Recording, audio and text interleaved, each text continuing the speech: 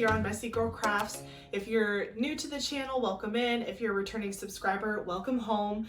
Today we are going to be doing a whip-in chat on The Meeting by Baylee Jae from Diamond Art Club. I'm so excited to work on this kit with you. First of all, we have so much to catch up on. We have to talk about Baby Kitty. We have to talk about all the new releases from Diamond Art Club that just recently came out. We have to talk about what I've been doing the last 2 weeks. There's been so much going on and I've wanted to talk to you guys so bad, but I wanted to wait until I got into a good place because, anyway, I'm getting ahead of myself. We're working on this kit. Let me just show you where I'm at as far as completion goes. I've been kind of working around the outside a little bit. So let me see if you guys can see that. So I've been working around the outside. And so the part that I'm going to work on today is this big section here. And then I'm saving the kitties for last because how could I not? Also, I think it would be really cute to do a short, like a time-lapse short of me completing the kitty in the middle. So we'll see. I'm going to get as far as I can today. I'm not trying to like complete this whole section necessarily, but I have my notes. So if I look over here, it's because I'm looking at my notes on my other screen. We have so much to catch up on. So some of the things I'm working with today, other than my beautiful canvas, is, if you didn't see, I have my light pad on underneath. I love my light pad from Diamond Art Club. It really helps me feel like I can see the symbols good. And also I'm just placing straighter when I use my light pad. So it's really good. I have it on all the time at the highest setting. It has a really long, like 10-foot extension cord, so I have no problems with it reaching wherever I'm at. I don't feel like it's gonna be yanked off my table. But I have my light pad on. I also have my trays from NYX's Notions. I have a couple of them. This one is kind of like my trinket tray. It just has like some additional pens and my roller, other accessories that I may or may not need during this whip and chat. I have this one, which has all my main gear in it, and then this has some other extra little goodies.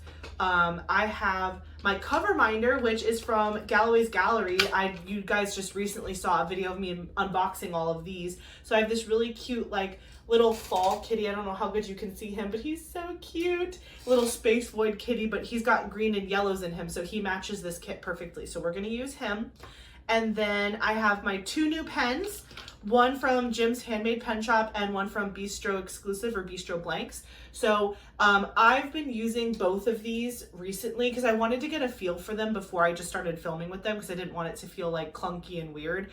I will say the chunky one at first from Bistro's, I was scared. I was like, ooh, this is kind of heavy. Am I gonna like this chunky style pen? Do I prefer more of a thin pen? I was just testing out the waters, and I'm really, really happy that I ended up getting two different versions, like a skinnier and a bigger from two different shops, because it's helping me understand what I like for what purpose. So the chunkier pen, now that I've been using it for about a week, I love the chunky pen for single placing. Specifically, I use this as my single placer. It has a multi-placer on the other side of it, and there's some Tracy's DP World putty in there, but mostly I've been using the single placer with my glue dots. I have been loving that experience.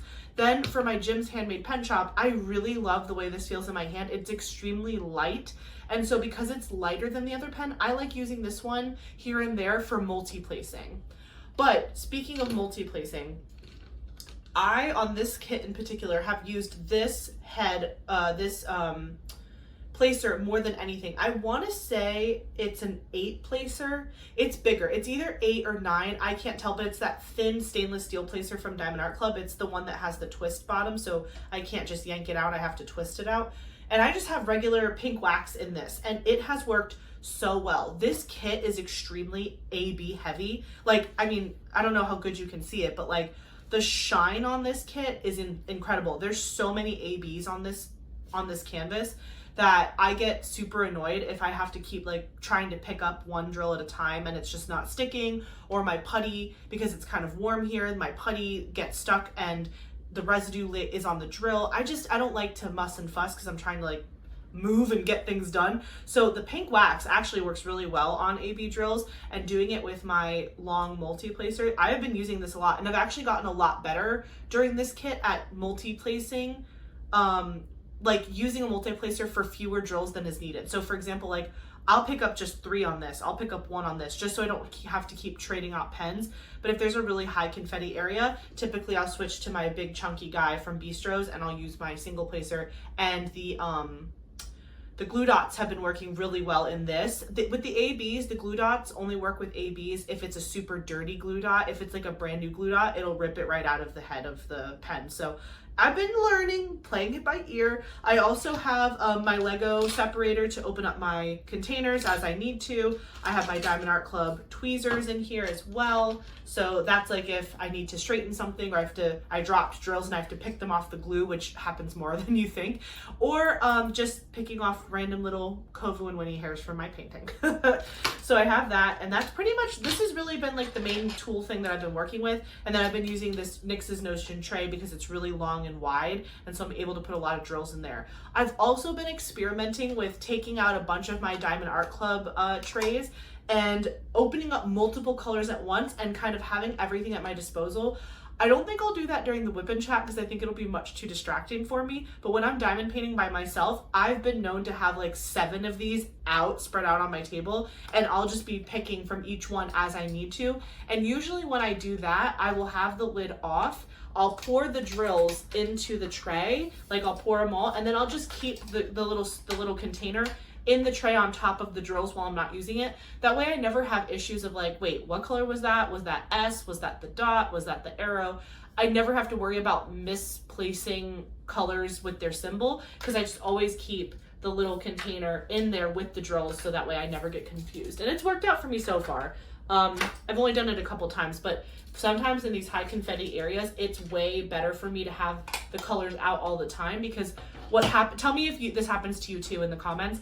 Sometimes like I'll scan an area like 17 times and I'll be like, okay, I think I got all of that color. The moment I put all the drills away and put it back in the container, it literally like, boom, I find more. And I'm like, no, I just put that color away. So long story short, I will be using one color at a time today in one tray. Okay, so we have everything we need. I'm gonna move this to the side. Oh, I also didn't mention to you, I don't think I said it. I don't think I showed you guys in my kit up of this, but I picked my washi tape. So the whole entire border is already washi taped. I have this really pretty, like, it literally looks like it came from this kit. It's like jungle, forest green, yellows in it. I don't know how well you can see it, but it's really pretty. It's just like a thin washi tape all the way around the outside. Okay.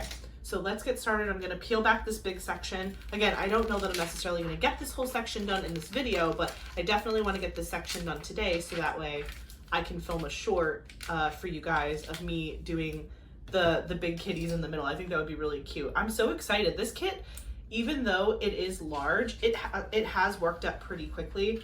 Let me just put the cover minder on here. So I've had a really good time working on this kit. I really haven't had many issues. Again, it is very AB heavy and like special drill heavy, but I don't really mind. Like, I honestly think it's making the kit look incredible. So, sorry, I'm just fixing a drill I saw that was a little out of whack. I think it's looking incredible, and I can't wait to show you guys the full finished product. I'm just moving some of my stuff out of the way. Okay, okay, yeah, I did that. Let's see, what do I want to do first? Typically, I like to start with the colors that I think I see the most of and then kind of narrow it into the smaller numbers. But I also like to work on colors that are closer to me first and then go up. So that way, when I start leaning, I'm not messing up the glue that's closest to me. So with that being said, I think I'm going to start with the letter F. Let me find F. Okay, this is this dark forest green color. What was I gonna say? Oh, do you guys like my cat ears I wore for you? Do you see my little headband that has like cat ears? I don't know how well you can see it, but I have little cat ears on. I thought that'd be so cute since I'm working on the kitty painting. How are you guys? I literally have missed you all so much. I know I've been posting videos and stuff, but I don't know if you heard my, I don't know if it was a whip and chat. Recently in one of my videos, I had mentioned that I don't particularly love watching videos from other creators where they film too far in advance. Like, they're filming a month out and it's not very current with their life. If it's like an unboxing or something where they're not really talking about their day-to-day lives, that doesn't bother me as much, because we're just talking about whatever's in front of them in the video. We're not really talking about what's going on. But when people pre-film like whip and chats and stuff and it's really far in the future, I'm like, oh, you know, that's kind of a bummer, because I wish, you know, I I wish I could know what's happening right now, but they're talking about stuff that happened like a month ago. And so with that being said, I really wanted to make sure I was practicing what I preached. And I have been waiting to film this video. Today is, I'm looking at my computer, it's November 10th. So it's the day before Veterans Day. It's a Sunday. I specifically waited. I could have filmed this whip and chat way sooner, but I wanted to wait because I wanted you guys to feel like, oh, okay, we're gonna see, you guys are gonna see this on Wednesday. So the 11, 12, 13. You guys are gonna see this on November 13th, and I'm filming this on the 10th. So this is like current. We're talking about things that are happening right now. And also I'm gonna catch you up on stuff that's been happening pretty much since Halloween. So I'm really excited to dive in, but definitely put in the comments how you're doing. What kid are you guys working on while you're listening to me? Or what project are you working on while you're listening to me? Are you just doing chores? Or are you working on a diamond painting? Are you working on another craft? I would love to know. I would love to know what you guys are doing while you're listening to me gab on for hours and hours. So although also if you see me randomly wiggling my mouse or touching my keyboard, it's because I want to make sure that my computer is on. I literally have so much to talk to you about. I have notes, so that's why I keep looking up at the computer. So we talked about what canvas I'm working on, what tools I'm using. Okay, work updates. So this week was crazy. This was a crazy week. Normally I only go to campus 2 times a week, and then the rest of the week I work from home, which I love. I love that schedule. But this week, because of Hurricane Milton, I'm pretty sure it was Hurricane Milton, that was supposed to be our homecoming week. I work for a university. If this is the first video you're seeing of me, I work for a university. Specifically, I do admissions for a college of nursing. And we were supposed to have homecoming week during Hurricane Milton, but that obviously got canceled because we were all like running around like chickens. So they rescheduled the entire homecoming week for just this past week. And it was just, oh my gosh, it was a lot, because not only was homecoming rescheduled, but a bunch of other things were rescheduled. Like because I do admissions, a lot of my team does recruitment events. And so there was a lot of recruitment events that got pushed back, and they were also in like correspondence with homecoming week. And then another week event that happened was Health Professions Week. So College of Medicine, College of Nursing, Pharmacy, Public Health, everybody was doing a ton of like health related activities on top of homecoming, on top of just like we're getting into the holiday season, and like a lot of people are taking time off and spending time with family and going on vacations, and it's been wild. And you know, I'm a team player, so I'm not gonna like, if there's an event that needs to be attended to and my team isn't able to make it because they already had like planned time off, I'm not going to be the one that's like, no, you have to come in or you have to go to that thing. So I ended up stepping in a lot this week just to help out my team because they had some like predetermined time off or whatever. And I'm not that boss. I'm not the person who's like, sorry, Charlie, you got to come in anyway. Absolutely not. So Monday last week, I went to the office because that's like a normal day that I go into the office. And I don't think anything particularly crazy happened Monday. Not that I can remember. I feel like I have to, here, let me just open up my work calendar, because honestly, tell me if you're the same. Outlook is my life. If I'm not looking at my Outlook calendar for work stuff, I have no idea what's going on. So I'm gonna open up my calendar and see if I can give you a more accurate representation of what happened to my week last week, because it was crazy. It was a lot. Hold on, it's opening. If you guys don't use Outlook, what do you guys use to like track your day-to-day meetings and stuff? I love Outlook, but I'm sure other people use other things. Okay, last week was November 4th through the 8th. Oh my gosh, this is exactly why I opened up my calendar, because I literally forgot a huge event that happened Monday. So Monday, which was the 4th of November, we had a D&P white coat ceremony. And so this is like a ceremony where the doctoral students in the nursing program, they get their white coats. So the faculty coat them on stage. It's like a really nice ceremony. It's really cool. The students love it. They can invite their friends and family to come watch. It's like a ceremony. It's nice. And usually these are like new students, so it's at the beginning of their program. For the undergraduate students, when they graduate from their BSN program, we do a pinning ceremony. And so that's like a special ceremony with them right before they graduate and go to take NCLEX and, you know, do the whole nursing thing. But for the graduate students, they've already been nurses, but we're basically bestowing upon them their fancy white lab coat that they can wear in clinicals and in the workforce. And it's got like College of Nursing branding on it, and it's just really nice. It's a nice ceremony. And for the staff that run the event, it's nice for us too, because we run that event very similar to how we run the pinning event for the undergraduate students. So it's really not challenging to like, we already know what our stations are, we already know what our jobs are, we already know where everyone goes and how to line them up. And it's not like we have two completely different ways that we perform those two ceremonies. Just the action steps of the ceremony are different. One gets a pin versus one getting a lab coat.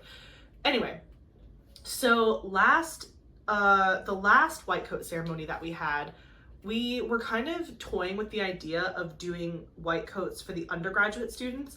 I don't know that we were toying with it as much as someone sponsored the white coats. So we had a local hospital give our college a ton of money to fund the white coats for our undergraduate students as well. And, you know, white coat ceremonies are more traditional for graduate students, but there are some undergraduate programs in the state that also like to celebrate the white coats with the students. And again, the big celebration we do with the undergraduates is their pinning ceremony, which is at the end of their program, but white coat is something you do more at the beginning of the program. So it was kind of like a nice bookmark for them. Like we did something for them at the beginning, then we did something for them at the end. But like I said, we run the ceremonies the exact same way. So if they go to white coat, they're then going to go to pinning and be like, this feels oddly familiar. But yeah, so we did a white coat undergraduate ceremony a couple weeks back. Like I want to say like early October, maybe. I can't remember the exact date, but we already have, it's already over. Like we did it a long time ago. And I wanted to tell you guys a funny story that happened during that ceremony. So again, these are undergraduate students. There's a ton of them. There's like 140 or something students that have to do this ceremony. And my admissions team is in charge of the student staging room. So we're the ones that like, after the students go downstairs and check in and take pictures, they come upstairs and they're in the room with us. We set up the room just like it's going to be set up in the ceremony. So the chairs are all the exact same number of chairs that they're going to have in the ceremony. We make sure that they're facing the right direction, and there's like refreshments. There's usually like drinks and lemonade and some light snacks for them. And before the real ceremony starts, we do a rehearsal, right? So we practice walking into the ballroom, going up on the stage, they cross the stage, we do all of it. We just run through it so that they understand what to expect and they can get like the kinks out of the system, because usually the first time we do it, none of them listen. And then they realize that if they don't listen, they're going to embarrass themselves. And then they start listening better after they've practiced it and they kind of traffic jam themselves. And then during the real ceremony, it looks amazing and everybody looks awesome and super professional. So the rehearsal definitely is important. So we do the rehearsal, right? And actually it goes really well. The rehearsal goes really, really well. No hiccups. They understand, they're listening, they're lining up. I'm like, this is great. You know, for dealing with 140 students, and so I'm the one that usually like runs the staging area and I run the rehearsal, but my admissions team, I have a couple folks on my team that help me like make sure they're lining up on the stage correctly. They make sure that when they're walking back to their seat, they don't block anyone's view. They're kind of out in the audience to kind of stage themselves to make sure that everything runs smoothly after they enter and exit the stage. And I'm the one standing right next to the aisles that are like telling them, okay, your row can stand up and go, your row can stand up and go, or whatever. Rehearsal goes great. Then we go back into the student staging room. Everyone's like doing their last minute bathroom breaks. Everyone's relaxing, whatever. And I'm like, okay guys, like it's 10:25. It's time for the real ceremony. It's time to line up. And we do, normally for the pinning ceremony, we like to do 2x2. So we'll have them stand next to each other. And it also helps with when they're entering the ballroom. It just looks nice, number one, because it's like a 2x2 thing. It just looks cute. But then also there's usually, because there's so many students, there's so many rows that we have to fill. So it's easier when they walk 2 by 2 because they enter the rows faster a little bit. Because if you just put 140 people in a single file line, that can, if they're not walking fast and keeping up with the person in front of them, that could take a while, which, spoiler alert, we ended up doing it single file for the DNP students just this past Monday because it was just easier and less to explain. And the 2 by 2s, like, they hear you when you say it, but then in practice, they don't walk together and it just kind of looks sloppy. So we did kind of end up moving to the single file situation, but it still looks really good. It's just, it looks cooler when it's 2 by 2. But anyway, so we're lining up for the real ceremony for the undergraduate students' white coat. They are in 2 by 2s. And we get to the back of the ballroom doors. Like, there's like 2 big double doors and someone has them propped open so the students can just walk through and not have to like catch the door. And usually what'll happen is during the rehearsal, I will stay walking in front of them all the way to the student section to show them how they should sit. But then I tell them, like, hey, during the real ceremony, I'm not going to walk in front of you. You're just going to go and you know what to do, and I'll stand by the door. But then when the door is shut, I'll walk around the back of the ballroom and then I'll go to my chair, which is right by you guys, so you can see me and know when to stand up and do stuff. And that's all fine and dandy, except when the double doors opened and they got propped open for this undergraduate ceremony, I was standing at the door, and again, they're going through 2 by 2, and I like to say little nice things to them while they're like walking into the ceremony. I'm like, congratulations, you look amazing, good job, this is the real thing, I can't wait till it's lunchtime. You know, I just say all sorts of crazy stuff to them just to like encourage them, get them smiling, because we also live stream the ceremonies because we only have a limited number of tickets we can give each student, and so we don't want anyone to feel left out or like they couldn't watch their loved one you know, get their white coat or whatever. So we do have a live stream that we'll put on Facebook, and for like that the college puts on their Facebook page, which is really nice. So, you know, I'm trying to get them to kind of like smile and look happy right before they enter the space where the camera is going to be like shining on them. And so I'm saying all these cute little things and whatever. And then this girl walks past me, and she is like, she's with her friend, like it's her and her friend because we're going 2 by 2. And she is giraffing. Like, when I tell you, like, you know how people say, like, you know, you can tell someone's not good at walking in high heels because, like, their legs are, like, their ankles start to wobble or whatever. I have never in my whole life seen someone wibble wobble so hard. Like, their ankles were going like this, like, straight up. I was like, you're gonna crack an ankle. These were like kitten heels. They were like at least 6 inches, if not higher. But my whole thing was like, we just did the rehearsal and I didn't particularly notice this girl during the rehearsal. Like, we tell them all the time to wear sensible shoes and none of them ever listen. And then they look like, you know, baby deer walking across the stage. But whatever, it's a fashion thing for them. They want to look cute in their photos. Who am I? If you choose that shoe and you walk in it, even if you walk poorly, we warned you. But this girl, she was walking and her ankles were weeble wobbling, and I was like, oh my gosh.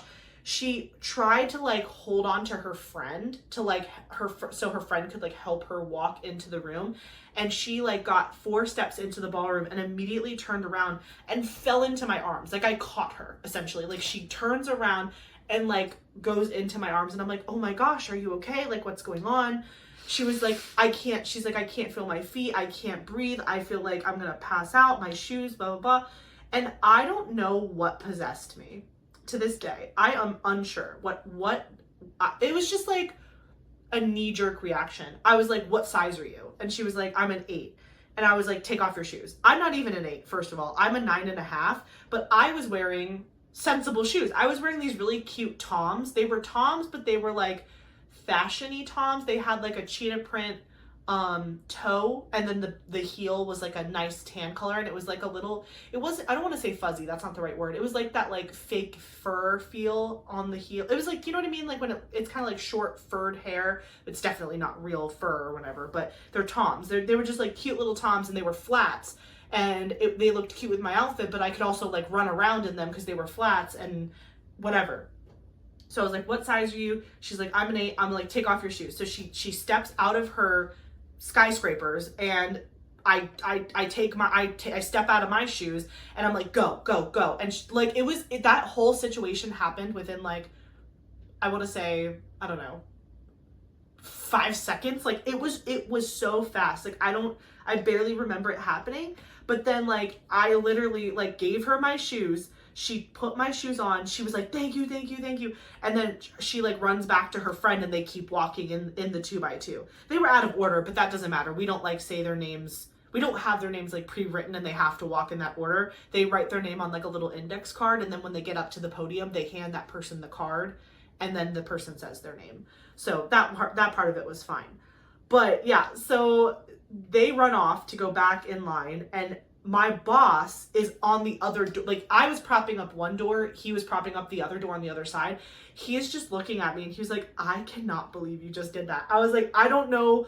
I was like, I felt bad. And like, she has to walk on that stage. Like, and this is like one of those like stages that they put up. So it's very rickety. It's like a metal platform type stage. And like the staircase is like, you know, it's very rickety. So I'm like, one misstep and she would have gone flying and she would have broken an ankle and cracked her head on the floor. I was like, it's not worth the drama. I was like, you know, it's no big deal.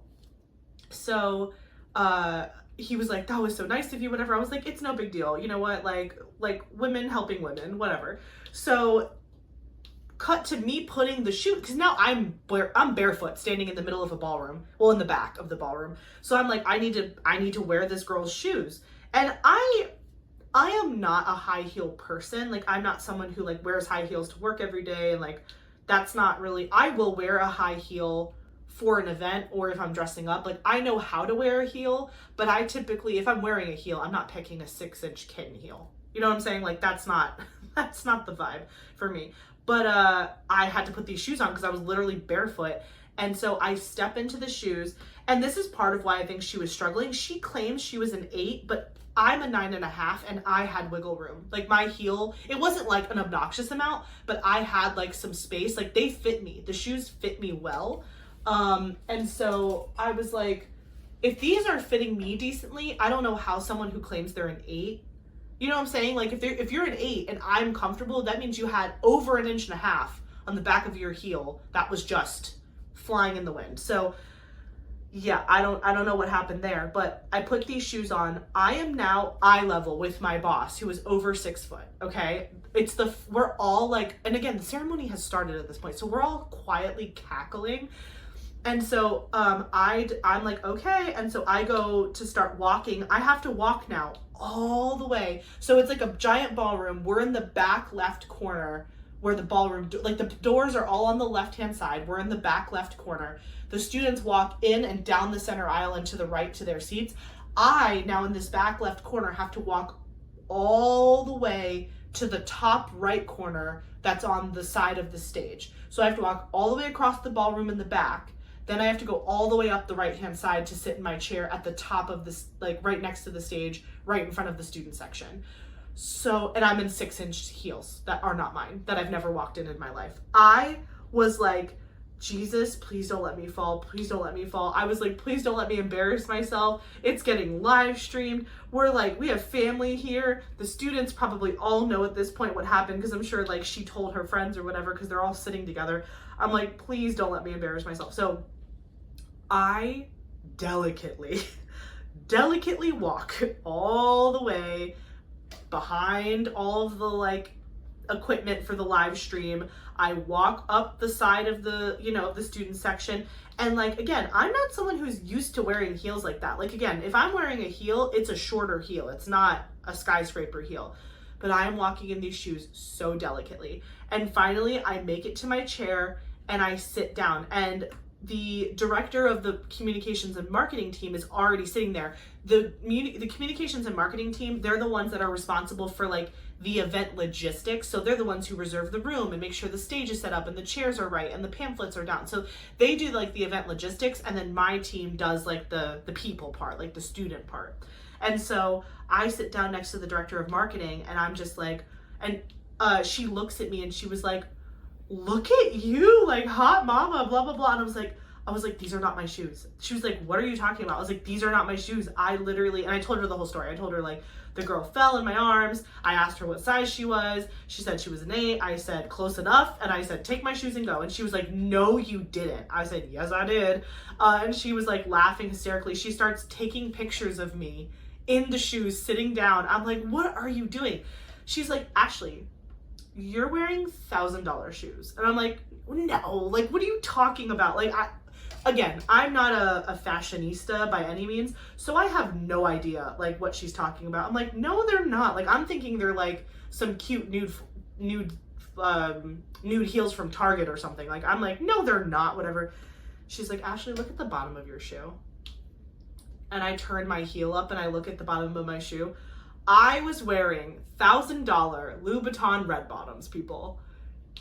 Can you believe that? Like, my whole face went blood red. I was like, what if I had broken the heel, or what if I had like tripped? I was like, thank God I found that out after I got to my chair, because now I'm sitting for the rest of the ceremony. I was like, oh my gosh, like I feel so like, what the heck? Literally, the marketing director was like, you're literally wearing Louis Vuitton red bottoms and you look hot. And I'm like, I look like a basket case now because I'm scared, and no wonder they're so high. Like, I swear, this girl probably literally like got these shoes for this event and was like, oh, I'll look really good in pictures with like the red bottoms and the whole 9 yards. And yeah, and she couldn't wear them. And she said like, and I'll get to this part later, but basically after the ceremony ended and we went to go trade shoes back, the marketing girl was still with me, and she was like, she asked the girl, she was like, have you ever walked in these before? Like, what is, like, are these real? And she was like, of course they're real. She was like, I don't know what happened. I was fine in the rehearsal. And maybe, and my thought process is like, the ceremony starts at 10:30. But we tell the students to get there at like 8 a.m. because they have to check in, take pictures. We have to do the whole rehearsal. So the ceremony is almost like the end of the whole situation. So maybe the student didn't think they were going to be on them for that long, or hadn't stood up in shoes like that for that long. I mean, because during the rehearsal, the students are sitting for a majority of the time, except when they walk on the stage and cross and then come back down to their seat.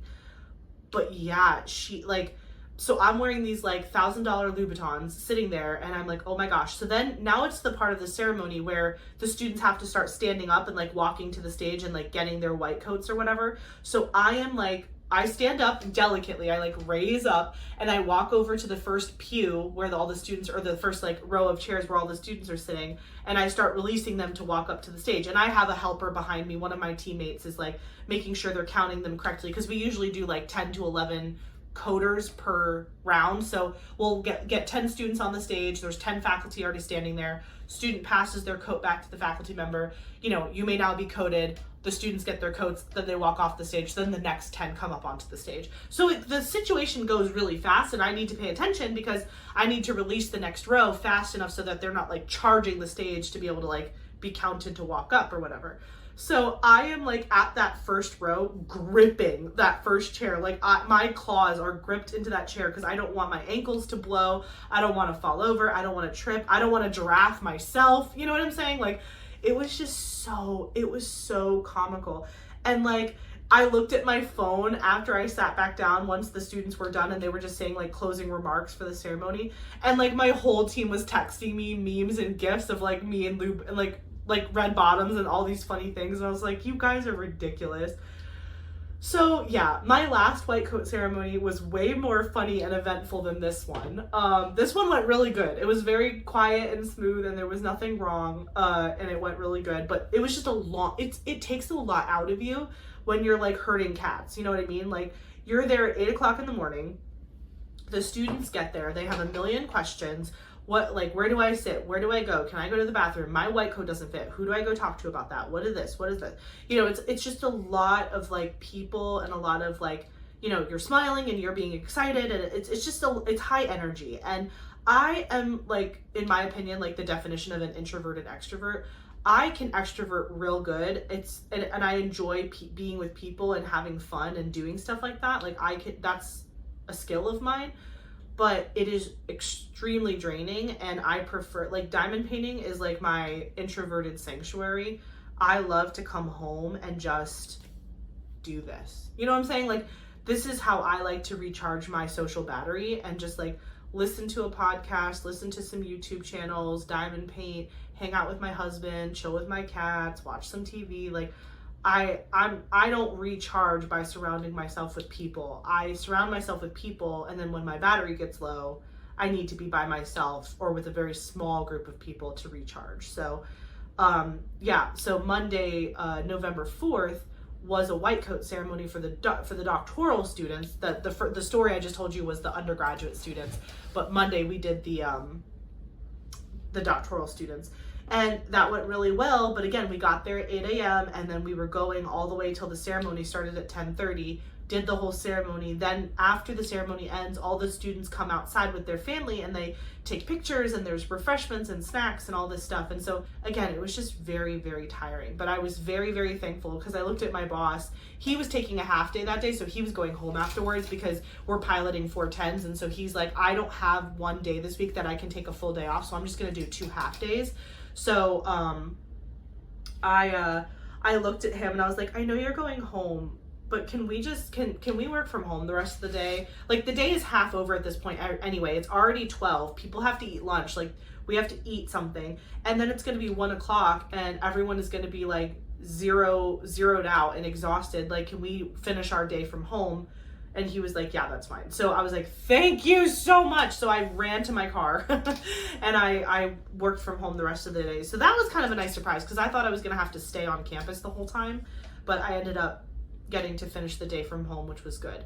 And then on Tuesday, I had to go. I was working from home on Tuesday, but I had to go into campus during the afternoon because of homecoming. So like I said, homecoming got rescheduled because of the hurricane, and so I had to go to campus because I volunteered to be a homecoming talent show judge.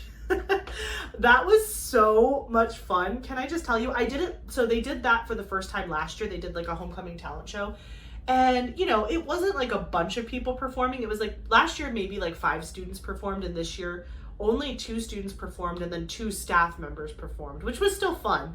But that was just so much fun because I just love to like, I don't want to say like I love to judge, but I love listening to talent and like getting to give positive feedback and all that and vote. We got to vote on like the winner. Ironically, the person who won the talent show this year was the same person who won it last year, which was our first year. I don't remember if I voted for that person. I don't think I did because I remembered that they won last year and I was like, oh, like I'd like to give it to somebody else, but the way the points worked out, that person ended up winning. Not that I'm mad. They were extremely talented. They did like almost like a Bollywood Indian dance. They were dancing. They did like a routine, but they were doing it to like modern time, more popular music, but but the lyrics were not English. Does that make sense? I don't know if I'm making any sense, but it was really cool. Like, it was very entertaining. She was very engaging. Like, she really got the crowd into it. She was like, come on guys, like, let's go. So she was very engaging. The other student that performed sang a Taylor Swift song, but because she was nervous, she wanted to make sure she like remembered the lyrics. She didn't want to like forget the lyrics and freeze up. She had a beautiful voice, but she used her phone during the performance. She was also like, she had a good stage presence and she was like really getting into the music, but she was looking at her phone a lot because she wanted to make sure she didn't mess up the words. And honestly, like, no judgment to that, because if I don't think I could ever do something that wasn't karaoke style, because even though like when I'm in the car, I am in my own personal rock concert and I know every single word and every single little background vocal and everything, if you put me in front of people and you ask me to perform a song, it's unless I know it like the back of my hand, truly, like I've been practicing specifically to perform it, I'm gonna forget something. And then if you forget something, then you freeze and you don't know how to get back on track, and it's hard. So yeah, I don't fault her for needing the lyrics at all. She didn't lean on them too much, actually. She did a really good job. Like, I think she wanted it there as like a crutch, like just in case, but I think it just, having the phone in her hand gave her confidence. Like, I don't need to worry about messing up, because if I do feel like I'm about to forget, I can just look down at my phone, But if I feel like I'm confident and I'm killing it, then I don't need to look at my phone. And she, for the most part, she was doing really good. She looked at her phone in the beginning, but I think she got more confident as the performance went on and rocked it out. But yeah, the other person won and they did an incredible job too. So it was just really fun. It was fun to be there. And they had, they did kind of like a dessert bar. So they had like dessert snacks and some like flavored water in a big pitcher. And the desserts they had were like super delicious. But one of the things that they had that I had like way too many of, they had these Oreo balls that were like, I don't even know. They were like, it was like someone crushed up an Oreo and turned it into a giant ball and like added cream to it or something. And then it was like coated in something, like crumb coated with something else. It was so good. It was like a deep fried Oreo or something. It was so delicious. I had 2 of them, but like I had one right before the talent show started. And so I had like Oreo all up in my grill. So I had to go to the bathroom and like rinse out my mouth a little bit because I was looking crazy with Oreo in my teeth. But that was really delicious. And then what did I do on Wednesday? Oh, yeah. So Wednesday, see, I'm telling you, I'm literally looking at my calendar because I can't function without it. Wednesday, I worked in the office that day. So Monday was my first day on campus. Wednesday was my second day on campus. And I worked in the office that day, and the entire afternoon we were just doing back-to-back interviews because we're hiring another admissions evaluator. So the way my team is structured is we have 2 front of house, 2 back of house, and then kind of like a 4th person that helps with like onboarding and stuff for students who just came out of the admissions process and are newly admitted but haven't started classes yet. So the 2 front of house girls, they're great, they're awesome, they're doing their thing. We recently had one of our back of house people like leave the team, and they found like a new job that was more in the area that they were wanting to focus on. It was a happy leave situation. It wasn't like negative at all. We were super happy for them. But it's been taking a really long time to fill their position because honestly, before that person even chose to leave, I was already trying to create a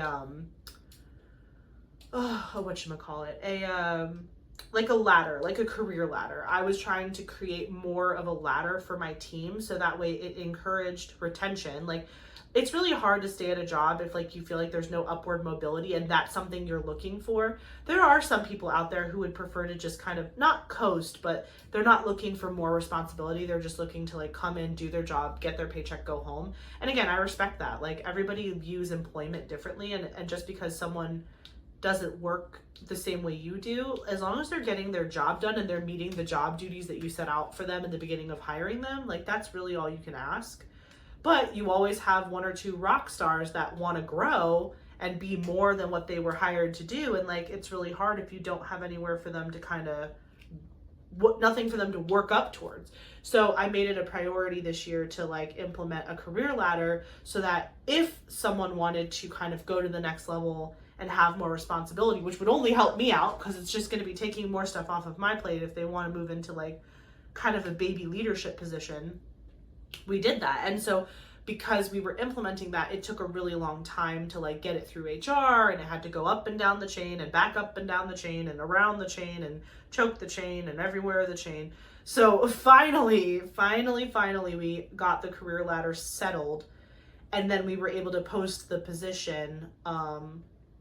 And we interviewed 3 candidates on Wednesday, and all 3 candidates were really good candidates. Like I liked them all, but we definitely had a rock star in there. Ironically, it was the first person we interviewed. I was like, oh, it's going to be hard to beat this one, which is so nice. Like, when you're doing interviews for a position, if the first one blows you out of the water, it almost makes you like take a deep breath. You're like, okay, this isn't a failed search. Like, we're not going to not walk away with a good person. You know what I mean? Like, and then at that point, you're just like begging for the other people to impress you. You know what I mean? Like, you're just like, oh, is this one going to be a better interview than the first one type of thing?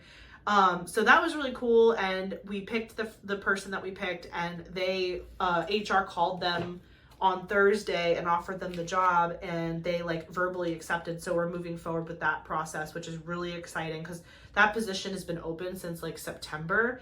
And right now with my job, I don't want to say it's quiet, but it's quieter than it's going to be in the spring.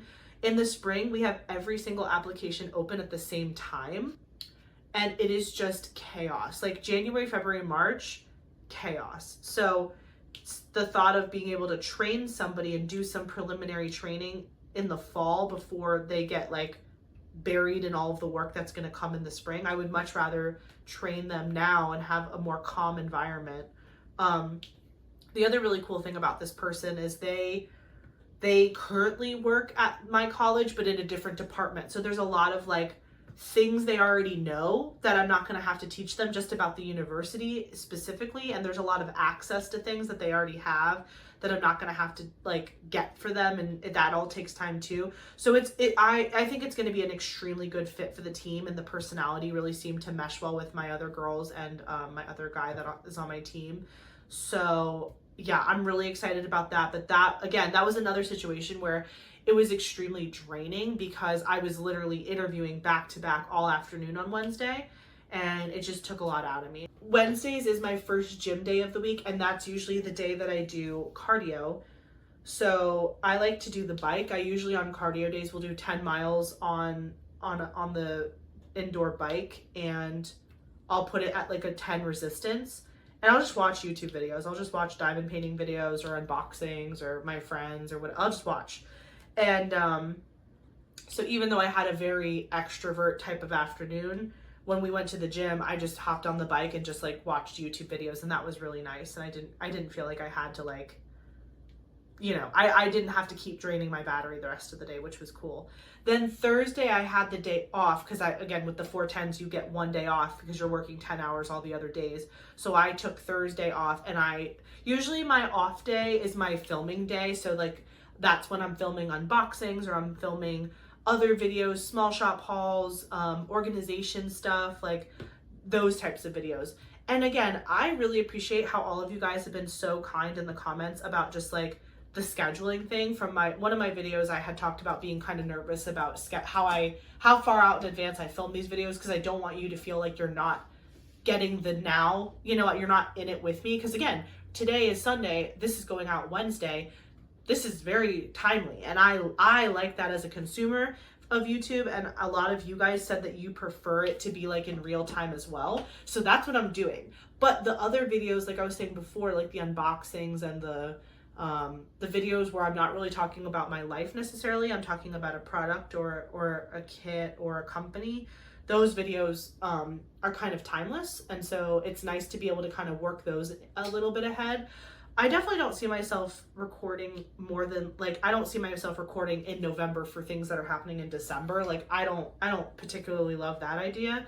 But, you know, scheduling a week's out video for an unboxing or something, I don't really mind doing that. You guys are always going to be able to clock me because of my nails, right? Like, you'll be able to be like, oh, she's got her ghost nails on, so that means she filmed that in October and it's November.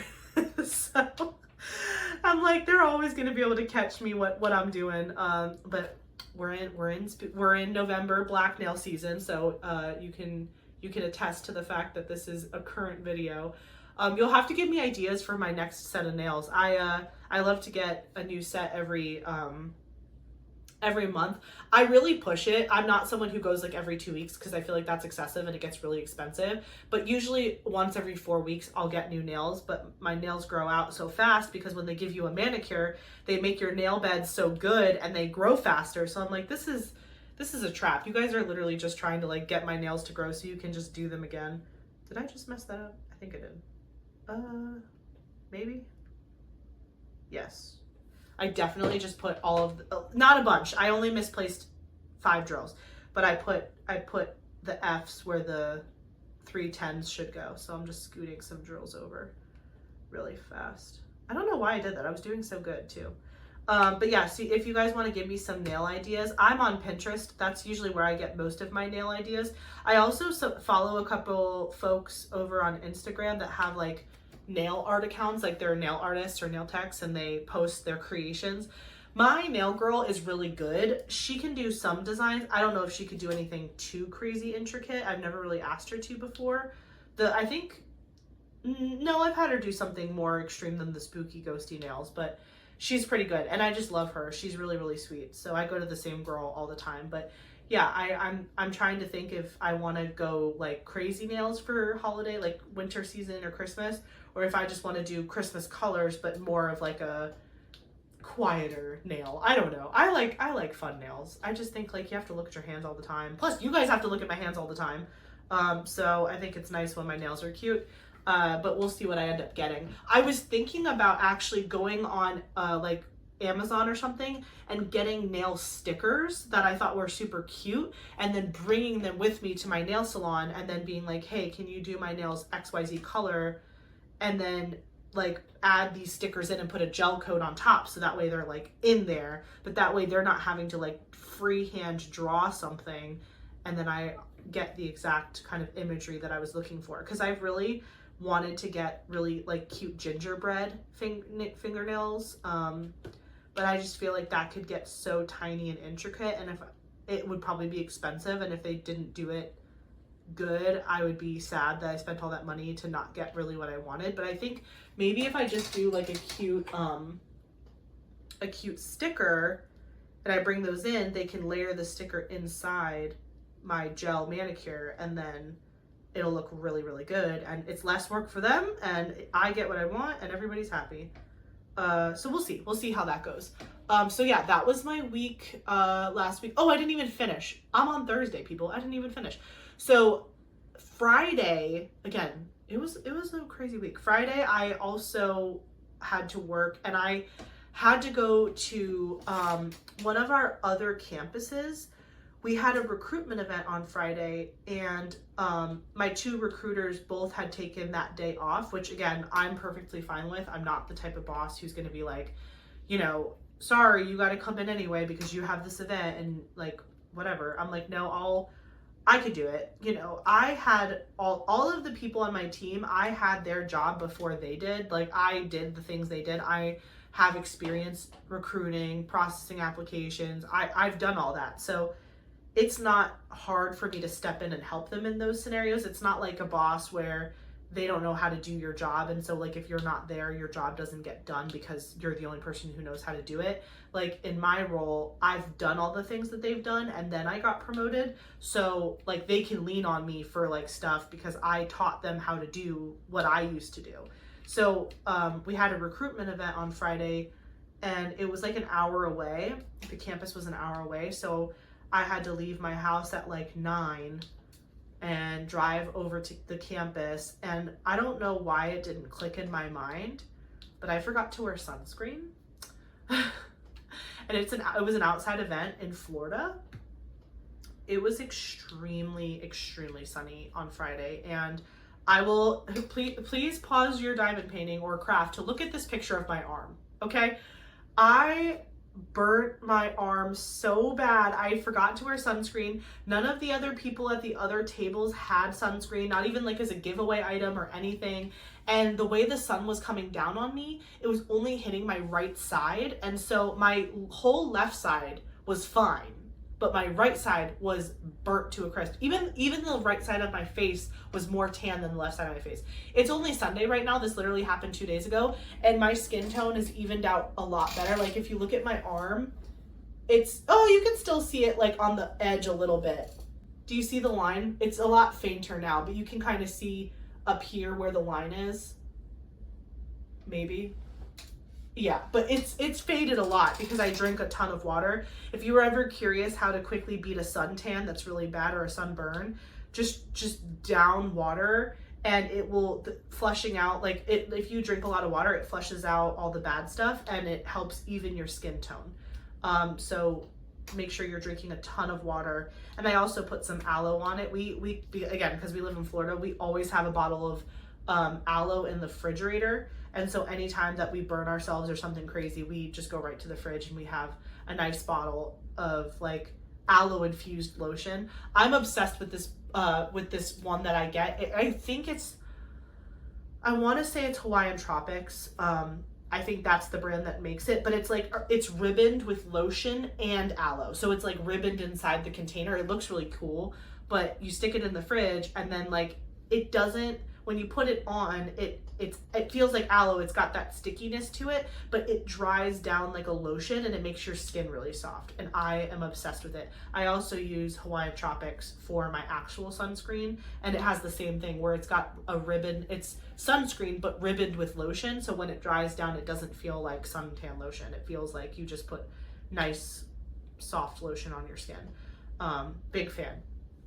But anyway, so yeah, Friday I went out for 4 hours in the sun and burnt like a Rice Krispie treat. And it didn't hurt. It just was like, really? Because then that night we went to the gym with our friends, because Friday nights we always go out, we go to the gym with like another couple that's our friends.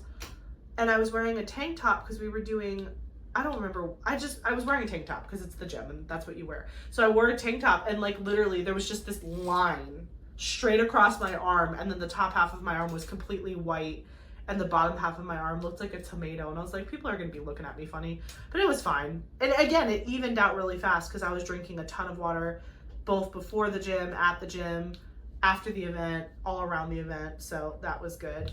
And that is truly the end of my crazy work week. I'm trying to think if there was anything else I wanted to tell you guys about work. Oh, so, I mean, I'll probably talk about this more in a future Whip and Chat, but because we're getting into holiday season, this is like when the parties are starting to happen, which is so fun. My college, just the holidays, like the winter holidays, it just turns into a different place. It's like the best time. I tell everyone who gets hired in the fall, you picked the best time of the year to start working here because the parties are so fun. Like, Thanksgiving, we do a giant potluck that's for the entire College of Nursing. So it's like, you know, everyone's invited and everyone brings food, and we usually play like board games and we hang out and it's fun. We like, sometimes we'll do other like larger scale games, and that's cool. But then my favorite tradition at the college is we do a white elephant party for every Christmas, and it gets nuts. Like, the faculty are so unhinged in the things that they put in white elephant gifts. It's insane. First of all, half of them bring like alcohol, which I think is hilarious because they'll be like, oh, the max spend for this gift is $30. And then there's like Don Julio or whatever. And you're like, what is going on? There's like wine bottles and gift cards and lottery scratch offs or like, you know, college swag. It's just so funny. I love it. And one time someone put like a bunch of like weird like kinky stuff, like someone put like handcuffs and other weird things, and it was just like, again, the faculty lose their mind during the holidays, probably because they're so tired of teaching, their brains become mushy, but it's so funny. And then like during if you've never done a white elephant party before, essentially all of the presents are wrapped, everyone is assigned a number, and then when your number gets called, you go up and pick a present. But if there's someone that has previously opened a present, you can either choose to open up a new present and that's your present, or you can steal a present from someone that already opened it. And there's a maximum of 2 steals per present. So the third owner of the gift is the owner. Like that, no one can steal from that third owner anymore. And so again, this is like your like bosses and employees and the dean, and like, you know, people are like ripping stuff out of the dean's hands, and then the dean's going up and opening presents, and then people are she's taking stuff from the faculty and the staff. It is the funniest. It is so, and it takes hours because there's so many of us. Like the entire College of Nursing is invited, so literally there's like at least 100 of us participating. And so usually what we'll do is like we'll have a big breakfast, and they'll cater breakfast, and then while everyone's eating breakfast, like we're playing the game. And usually one of our funny, lovely staff members is the MC that's like directing traffic, like, okay, it's Susie's turn to come get a gift, or it's John's turn to go steal a gift, or whatever. Like, so we usually have someone that's like the master of ceremonies, kind of like guiding the ship, and they're so funny, and it is such a good time. Like, I was considering taking off the entire last week of work before the university closes for the winter holiday or the winter break. I think December 20th is our last in-office day before we go for break, and then we don't come back until the second week of January. So working at a university, you get really good time off perks, like super good, and it's paid time off. So I will be off like from the Monday of Christmas week all the way through New Year's week, and then I'll come back the Monday after New Year's. So, and that's like just the whole university's closed, and that's just how it works. but I was thinking of taking off some additional time. Like I was thinking, okay, maybe I'll take a week off because I have so much leave time, guys. Like I'm really bad about taking time off for myself. If I need to, like if we're going on a vacation or I have a doctor's appointment, like I'll take off for that. But I'm not good at like staycations. I'm not good at like taking time off just to sit in my house and like diamond paint or watch TV or do something, because in my mind I'm like, well, if I'm supposed to work from home on this day, I could just be answering my emails and then I wouldn't have all this backed up, stuff. And now that we're working 4/10s, I have a day off built into my week. So it kind of feels like I am getting a day off to do like YouTube and all this other stuff. So I'm just really struggling with like using the leave time I have. Which I know I'm very, very blessed to have as much leave time as I do. Like I know a lot of people would beg to be able to take as much time off that I'm allowed to take.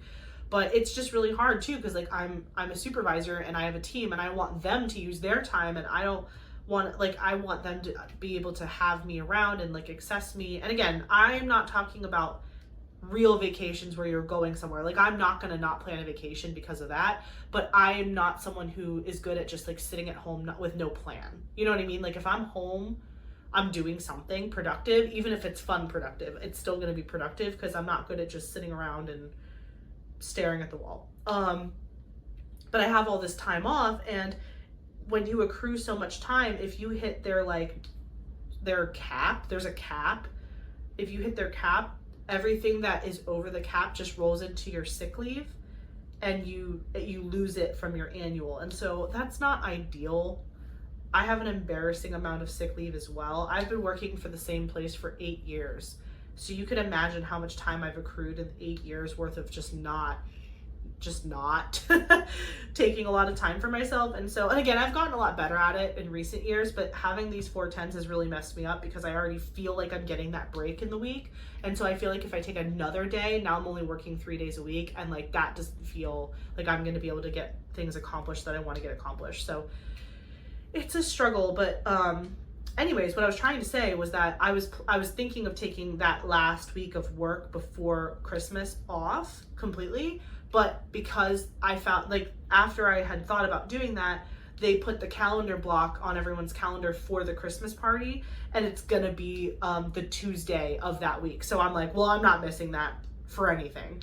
I guess I technically could take the time off, but then just be there for just the party and then be done afterwards. But I just feel like that would be a little, I don't know. I don't think that's how I want to do it. So instead of taking I guess it would be 4 days off, because I would take off 4 10-hour days instead of 5 8-hour days. So instead of taking off 4 10-hour days, what I'll probably do is take 2 10-hour days off. So yeah, what I'll probably end up doing is taking off, if there's 5 days in a week, one of them is my off day, and then 2 I'll take off, and then the other 2 I will work. So I'll probably work Monday and Tuesday, and then place my off day Wednesday, Thursday, or Friday, and then the other 2 days will be 10-hour days, like 10-hour blocks that I take off. So I'll only have to use 20 hours of my annual leave, and then 10 additional hours will be coded as like my off day, and then I'll work 20 hours that week. But still, if I can have off Wednesday, Thursday, and Friday before the winter holiday break, that would be really good, because as much as I don't like, recording too many things in advance, I'm going to be going to my dad's this year for Christmas with my husband, and he lives in North Carolina. So we're leaving Christmas Eve, and we won't be home until the Saturday after Christmas. So I definitely don't want to not upload during that time. So I will probably record ahead for some of that stuff, but that won't be too bad. It'll only be maybe 2 weeks in advance or a week in advance, depending on what I decide to do and what videos I want to record. You guys have given me so many good ideas. I really do appreciate it when I ask you questions in my videos and you actually answer them, because I take your feedback seriously. I've asked you guys, do you want to see a home office tour? Do you guys want to see a wish list video? Do you want to see my Lego? And you guys have been saying yes, we want to see this, we want to see this. And I'm like, great, because that gives me content ideas for what I can do in advance. Again, these videos where we're talking together and we're diamond painting together during a whip and chat, I want these to be timely. But the other stuff that's just more like showing off different things, like that stuff I can get done a little bit in advance. So that way when I'm on vacation with my dad, I'm not stressed about, you know, oh, I got to get home because I have to record this video and upload it tomorrow or something like that. So yeah, I will do a couple things around the holiday season to make sure I have consistent recordings for you guys. Also, have you guys noticed that I've been uploading like 3 times a week? Is that not insane? I didn't necessarily plan to do that. In my mind, originally when I started this channel, I said I was gonna do 1 video a week for sure, because I could totally manage that. Then they announced 4 10s at work, and I was like, well, maybe I can sneak in an additional, because everybody's been saying like we want weekly whip-in chats, and so I kind of consider kit ups, kit downs, and whip-in chats all to be kind of chat videos where we're talking about stuff while I'm doing something. So those typically happen weekly. But then I've also been doing a ton of unboxing videos because I've been ordering so much stuff, and I'm like, I want to show everything to you guys. So I keep recording these like massive unboxing videos that are like 1 hour to 2 hours long, which you guys seem to love, so that's good. But I've been doing that, and then I've been getting some things from small shops because, again, I'm relatively new to diamond painting, and I don't have a lot. Well, I do now, but at the time I didn't have a whole lot of like fun supplies and things. So I was ordering, like, you know, my cover minders and a couple pens and some trays and fun stuff. So I've been showing you guys those videos. I don't know what it's gonna look like next year. I'm just gonna keep filming things that you guys tell me you want to see. And so some weeks it'll be 3 uploads, some weeks it'll be 2 uploads. It just depends. Right now I just have so many kits to unbox for you guys. Like that Friday unboxing video is probably going to be a staple for a little while until I end up catching up with my purchasing because I've been getting so many things in the mail. But all things that were on my wish list, or new releases that are just like must-haves, but mostly restocks, mostly kits that have been restocked from before I started diamond painting that I'm like, oh yeah, this has to come home with me. So I hope you guys have been enjoying those really long form unboxing videos because they've been really fun to make too. And I've been experimenting with different camera angles. Like my last whip and chat that I did with this angle, you guys had talked about liking it a lot. So I was like, oh, that's good. So I can keep diamond painting across the table from you. Like, I feel like this is like a really fun way to diamond paint. Like, I do feel like you are just right there across the table from me hanging out. So I hope you guys continue to enjoy this format.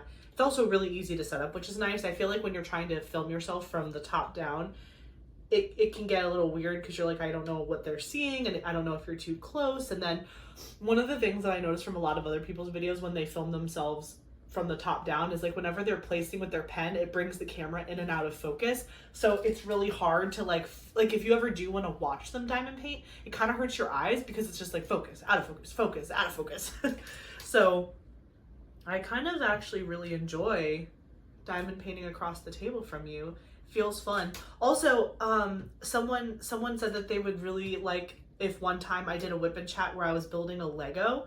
I would totally do that. Let me know in the comments below if you agree. Would you guys like to watch me build one of my Legos? I was thinking, in one of my last videos I showed off that I have the Milky Way galaxy Lego, and I want to put it on this back wall behind my little space sets. You can't see them right now because they're like directly behind me, but like they're on a bottom shelf. But they're really cute, and I want to put the Milky Way galaxy behind them. So let me know if you're interested in a whip and chat where I'm building a Lego together while you guys are diamond painting or doing something else. That would be super fun. Also, that would really help me build a lot of this. You see all this backstock over here? Like those are kits, listen to me. Those are Lego sets that I had gotten a while ago because I typically only purchase from Lego when they're doing their double points rewards, because that's like maximizing your money. You're buying the kits you want, but then you're also getting points to get free stuff in the future. Kind of like what I do with Diamond Art Club and any other place that has like a really good reward system. I try to maximize purchasing things when the point value is the highest, and then, you know, using those points during off seasons where they're really not running a lot of specials. Like I've been saving a lot of my points with Diamond Art Club so that I can buy weekly releases that I must have before Black Friday, so that way I'm not really spending a lot of my own money on kits that release before Black Friday, because I want to make sure that I fully have funds available for Black Friday. That's going to be so fun.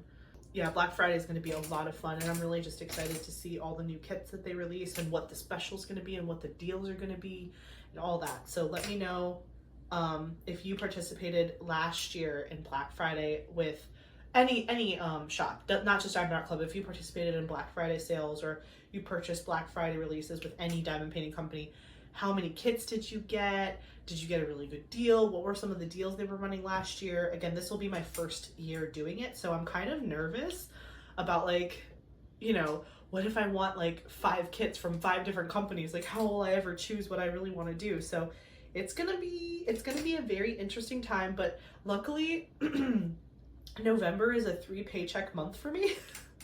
So I'm kind of dedicating one of my extra paycheck to Black Friday shopping. So I've definitely planned ahead for this event because I really want to do it right. I will say I was extremely tempted by the mystery box that was released today, the Christmas mystery box release. I was not tempted at all by the Halloween one, but the Christmas one, I already got all the Christmas kits I wanted, so I'm not as crazy about that, like, because they said, oh, you know, you're gonna get 2 never before seen Christmas themed kits and then 2 random like fan favorite kits or whatever that are already released with Diamond Art Club on their website right now. And the majority of the time, the kits that they do, the 2 like quote unquote fan favorite ones, those are usually ones that aren't really, I guess they're not fan favorites, they're just like ones that are already on their website. Those are sometimes ones that like they have back stock of that they're trying to like move, and so because they're getting a lot of inventory in for other things, and I just don't want to end up with like, you know, 2 Justice League kits or something that I'm not really interested in. So I think the better thing for me to do is wait to see what everyone gets from the mystery kits. And then if there is one of the new Christmas releases that are exclusive, but there's only 6 things. There's only 6 exclusive mystery Christmas kits in this box. Once I see what all 6 of them are, I can then decide if I need it and I need to go to a D-stash group to get it. Because when the Halloween mystery box came out, Mrs. Butter D had the Halloween bedroom kit in there, and everybody was losing their mind. They were like, oh my gosh, I should have bought it. Or even people who did buy it that just didn't get that kit, they were so disappointed that that wasn't like a publicized kit. And so, which again, that's the whole point of a mystery box. But there were so many people like in the D-stash groups after the fact, like asking for that kit, and people were selling it. People were D-stashing it. So I don't particularly feel like it's worth it for me to spend $170 on 4 kits that I may or may not like, when I can just spend like under $100 on 1 kit that I'm like, yes, I want that kit. That's what I want. So yeah, I don't really know if I see myself participating in many mystery boxes, just because I'm pretty picky about what paintings I like, and I would much rather purchase from a D-stasher as long as it's unsealed or it's still sealed, which that part can be hard.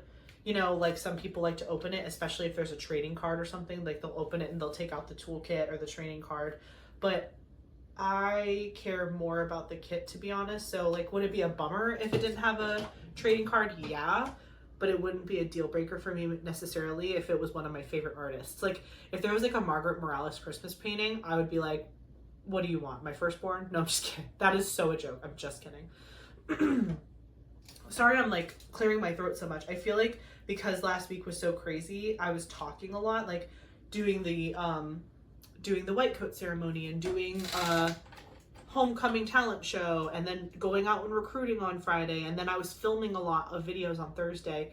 I just feel like I feel like my voice is going, so I'm just clearing my throat a lot, so I'm sorry if that's super annoying to you guys. I know that a lot of you in the comments of my other videos have been asking for an update about baby Kitty, so I will officially be switching into talking more about my personal life now, because I know that so many of you were so excited to hear that my mom was adopting that cat, and I wanted to provide you a little update. So if you didn't watch my last Whip and Chat where I talked about it, basically during Hurricane Milton, my friend who works at as a vet tech for an emergency vet hospital, someone brought in this kitten that was saved from a storm drain during Milton. There were 2 kittens. The sister unfortunately passed away, but this one kitten survived, and my friend was like literally bottle feeding this kitten, nursing it back to health. The kitten was less than 2 pounds. It was like brand new baby. And my friend was like, do you want her? And I was like, no, I can't. I already have 2 and la la la. But I was like, but I can ask my mom, because my mom recently has lost a few kittens. That's actually, ironically, this kit is 3 black cats, and she has lost one of her black cats every year in the last 3 years. So she had Frenchie, Lucky, and Frankie all pass away, you know, within the last 3 years. And so she only has 1 cat right now in her house. And that cat's like, it's a nice cat, but it's definitely, my mom has never only had 1 cat. That's like, are you ill? Are you unwell? You know? So she's been very picky choosy about, you know, bringing more animals into the house. She's like, I don't know, maybe we should just let like Dory, her current cat, just be an only child and whatever, because she doesn't really care about having other cats in the house and this, that. And I'm like, Mom, like, you can't not have like another cat. Like, it's just so sad that like the reason why you only have 1 cat is because the other ones have all passed away. And she's like, well, we'll see if the cat distribution system like finds me another baby. And lo and behold, you know, here comes my friend with this baby kitten who's like being bottle fed. And my mom has done that before. Like, my mom has bottle fed cats and nursed them to health and all of that stuff. So she's no stranger to like truly adopting a kitten from the streets like that.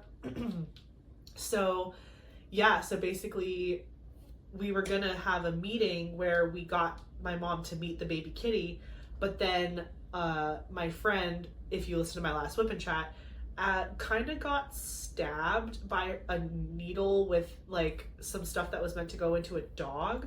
It was like a relaxant that they were gonna try to give to this dog that was like bucking up, but the person that was giving the shot, the dog, I guess, smacked the arm of that person, and so the person stuck my friend in the leg with the needle. Luckily, they didn't like fully deploy the medication, but my friend definitely had to go to the hospital and get checked out. She's totally fine, so don't worry about her. She's totally fine.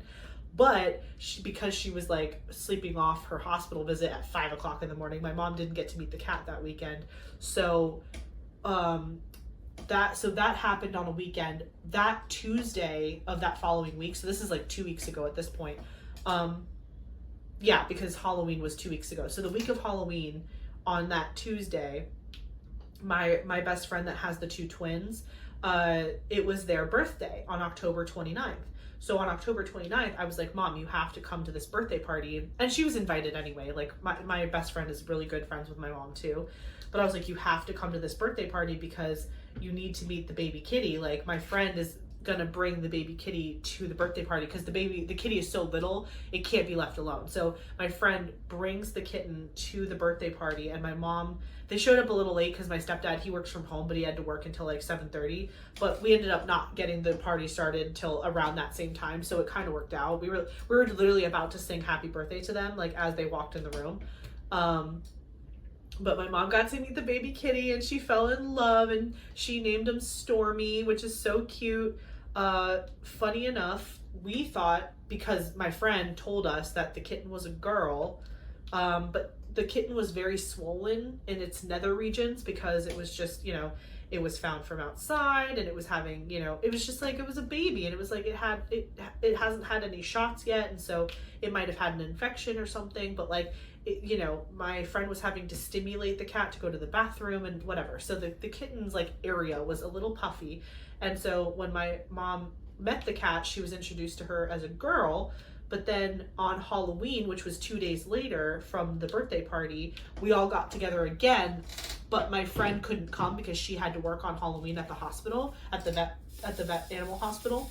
So her husband came to Halloween to hang out with us and take the kids trick-or-treating or whatever, and he brought the baby kitty. And so he brought the baby kitty, and my mom actually got to take the kitten home that night on Halloween. So that was really cool that my mom got to adopt the cat on Halloween night. But after the kitten went home with my mom, like after being with my mom for a couple days, and my mom, like, you know, making her feel relaxed and helping her figure out how to use the litter box and just like slowly acclimating her to the house and whatever, sleep patterns, all that stuff, food, the swelling went down, and my mom was like, I don't think this is a girl. And I was like, oh my gosh, like, what are you talking about? She like FaceTimes me and like has like a kitten junk in my face. And I'm like, what am I looking at right now? She was like, I think this is a boy. And I was like, well, we have to go to the vet anyway, so we'll figure it out eventually. But then apparently one of her like old best friends, like growing up, she talks to him every morning on the phone. He lives in Barcelona now, but he lives in Barcelona mostly, but he also has a home in South Florida that they go back and forth because his husband works internationally, so they do a lot of traveling, but they have like an apartment in Barcelona when they're traveling, and then when they're in the States, they're in South Florida. But my mom and him, the best friend, they speak like every single day. They figure out a time that like works good for both of them, and they just call each other and talk for hours. Well, one of their like morning gab sessions, he was like, oh, my husband like went to like a vet program or whatever, and like I'm sure he would be able to tell, and he was there. And my mom like holds up the kitten and he's like, oh yeah, I see nads. And I'm like, oh my gosh, Mom, like for real? So yeah, baby kitty's a boy. We think. I told my mom, I was like, I'm not believing anyone until we take this animal to a real vet that's not looking at it over FaceTime, you know, like no, we're going to a vet and we're gonna get a real final decision on the sex of this kitten. So it was just really funny. My mom was like, I was like, do you care? Like, are you upset about it? And she's like, well, I think it's kind of weird that like, you know, she was at a vet hospital for days and they were all calling her a girl. I was like, yeah, but she was swollen and who knows? And she's like, I know, whatever. So it was just really, really funny. My mom was like, I already had like an announcement on Facebook and I told everyone she was a girl. What am I going to do now? And I was like, you're just going to have to like let it go. So she still loves the kitten. She's keeping the kitten. Like none of that is in jeopardy, but it was just really funny. So eventually at some point in the next couple weeks, I'm sure I'm going to have to go with my mom to the vet. It's really cute. My vet's name, like the name of my vet clinic that I go to, is called Planned Pethood. I think that's a clever name. So we're going to go to Planned Pethood and we're going to make sure the baby kitty gets all their shots, and then we'll figure out how much they have to weigh or how old they have to be before we can get them neutered and all that good stuff so that they're safe. But yeah, so I will, let me take a break and actually insert some more footage. I took some more video of baby kitty when my mom finally had the kitten, and just like you can see the kitten's gotten a little bit older, not much older. I mean, the last videos I shared with you were only a couple weeks ago, but let me give you some cute footage and some pictures of my mom and her new baby.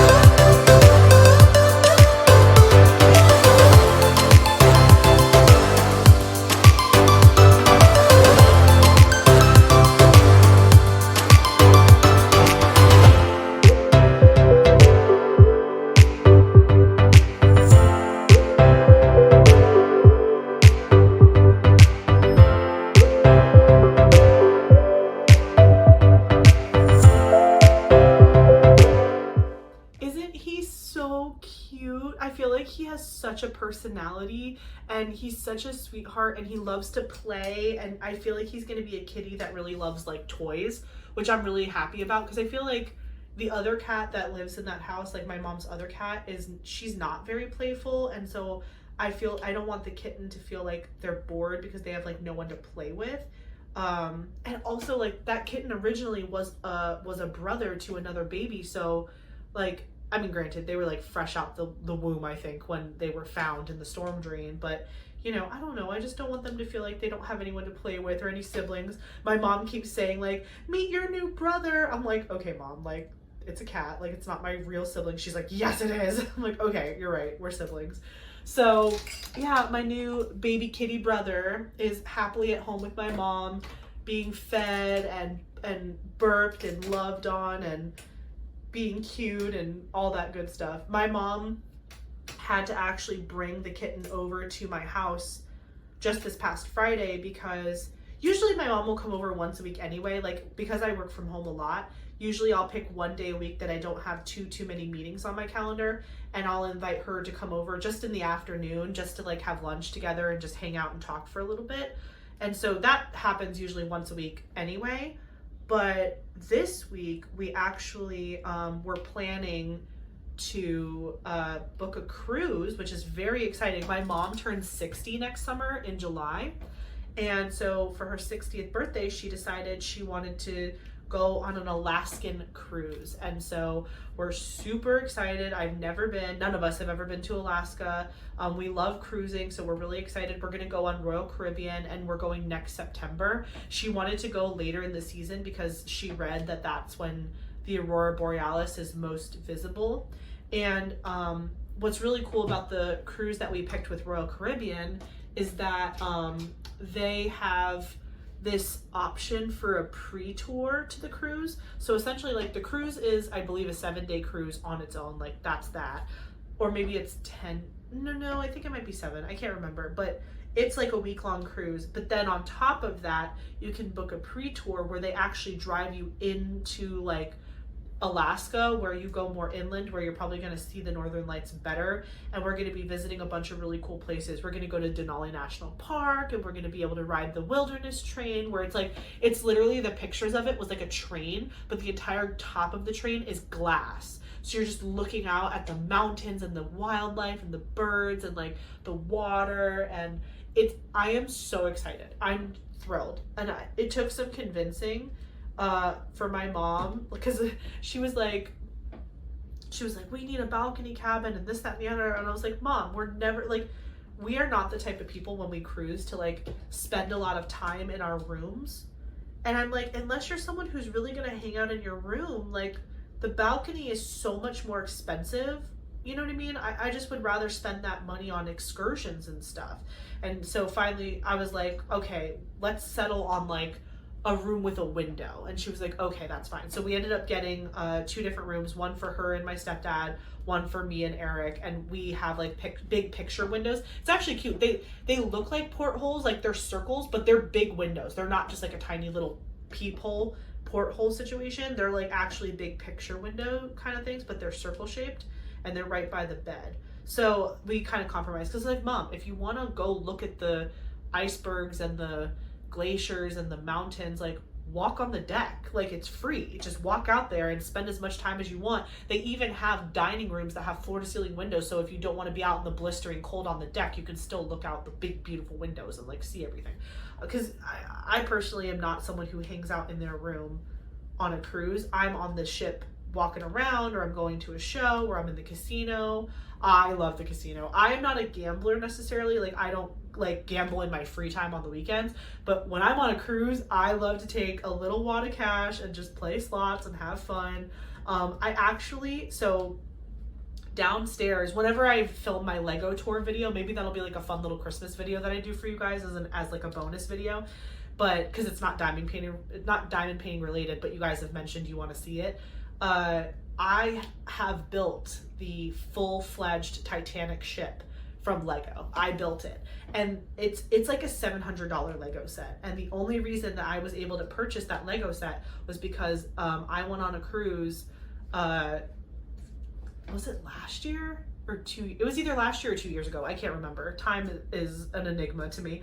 But very recently, I went on a cruise vacation just to like, it was either like to Cancun or the Bahamas or something. And I was in the casino and I kept playing this one machine, and it was like the same machine over multiple nights. And I just kept winning and winning and winning. And it wasn't ever like huge money, but it was like $100 here, $200 there, $100 here. and I was like on fire. So I ended up walking away from that cruise making 700-ish, 600-ish dollars. And so I told Eric, was like, what are you gonna buy with your winnings? Like, what are you gonna do with that? And I was like, I am buying the Lego Titanic. And I was so happy. I was actually, I don't remember if it was me or Eric, but one of us had like a work conference in Orlando.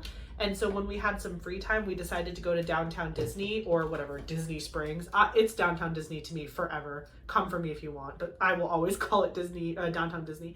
But Disney Springs, they have a Lego store down there. And so one of the free nights that we had while we were on this business trip, we went, and that's where I bought the Lego Titanic, which, let me tell you, was such a funny / terrible decision, because downtown Disney is huge. So we literally had to walk all the way to the Lego store. We bought this giant Titanic, and it comes in this giant box. It's like as big as this table. And Eric had to huff it all the way back to the car. And it was really funny. And then because we were on a business trip, he huffed it back to the car, and then he didn't feel comfortable leaving it in the car, so then he had to huff it all the way into the hotel room. So it was in the hotel room with us, but we were at a hotel that was like a conference hotel, so it was huge, and you had to walk through these like giant lobbies to get to your elevator, and the poor guy was just like dying, and I was just like, I love you, thank you so much. Like, we totally, if we would have been patient, we totally could have just waited till we had come home from that business trip.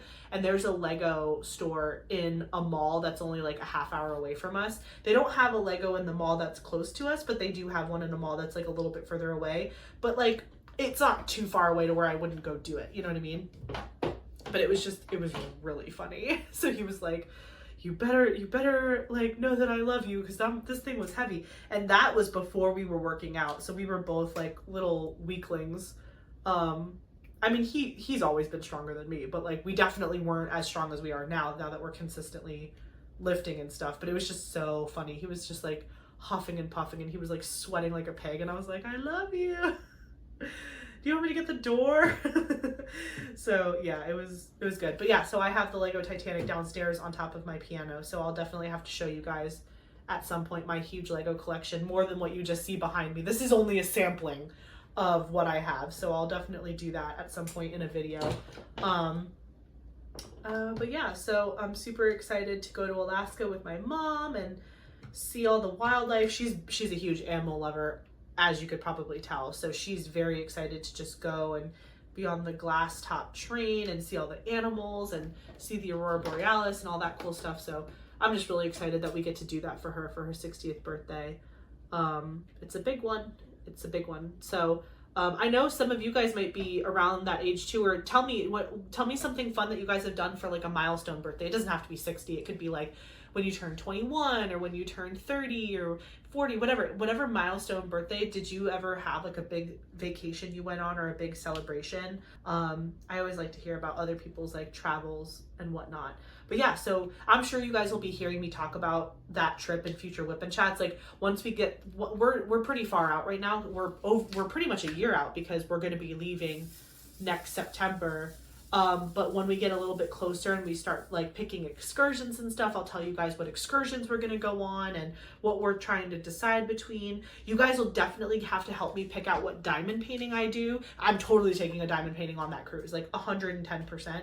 So you'll have to tell me what diamond painting you guys think I should bring. And then I'll definitely have to like film video of me like packing my diamond painting for a cruise, because it's not just about the cruise. The cruise leaves out of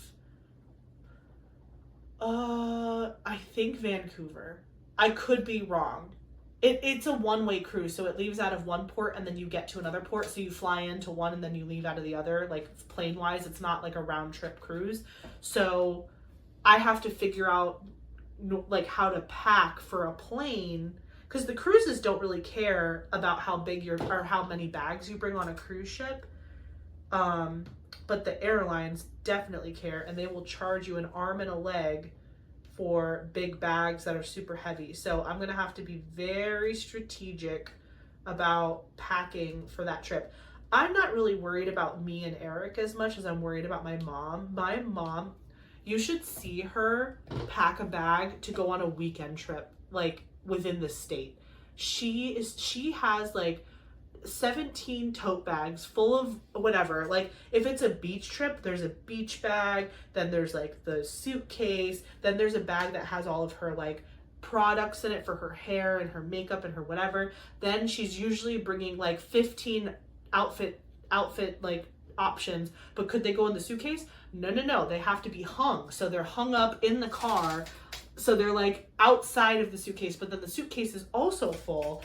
And it's just so funny. My mom traveling is a hoot. But when you leave out of a cruise in Florida, you can bring whatever you want because you just drive to the port, and then like if it fits in the car, it's fine. But yeah, we're gonna have to do international flights on top of getting to the cruise and all that. So it's gonna be very interesting. Plus there's 4 adults going on this trip. So when we get into town in Alaska or Canada or wherever we end up leaving from and coming home to, like, we're gonna have to make sure that, like, if we get a cab or a transfer to the cruise ship, we also have to make sure that we're gonna be able to fit, or if we're gonna need to get 2 cars, you know, like all of that logistic stuff I have to figure out. And I don't mind doing it. Like usually whenever my mom and I travel together, I'm usually the planner. She likes to pick like the activities and stuff, but like the logistics, that's all me. That's always been me because I'm so type A. She's a little, she likes to know what the plan is. Her and my husband are very similar in that way. They don't necessarily need to make the plan, but they want to know what it is so that they feel like good about it. So they let me do it, and then they kind of give their check mark seal of approval. My stepdad, David, he's just happy to be there. He's along for the ride. He never knows what we're doing or where we are until it's happening. He is golden retriever energy all day. But my mom and Eric are both like, what are we doing? Okay, great. Just remind me that 75 more times. And I'm like, for sure. Okay, we'll do. But yeah, I'll definitely keep talking about the cruise as we get closer and as more things evolve with the trip planning there. But if you've ever been to Alaska, definitely let me know some must-see things. Let me actually see really quick. Let me pull up. I should be able to pull up on my computer. I want to tell you guys some of the stops we're going to, just to give you an idea, so when you make a comment below, you can know where we're going already. Royal Caribbean. Let's see. In. Oh, I love it when Google remembers. Okay. Is there, usually there's like an upcoming, oh, manage my cruise. Let's click on that. Okay, 7-night southbound Alaska and Hubbard Glacier. Radiance of the Seas, in case you know that boat. It won't let me click on it to see. Maybe I'll just have to search the cruise separately. I'll go to destinations, Alaska.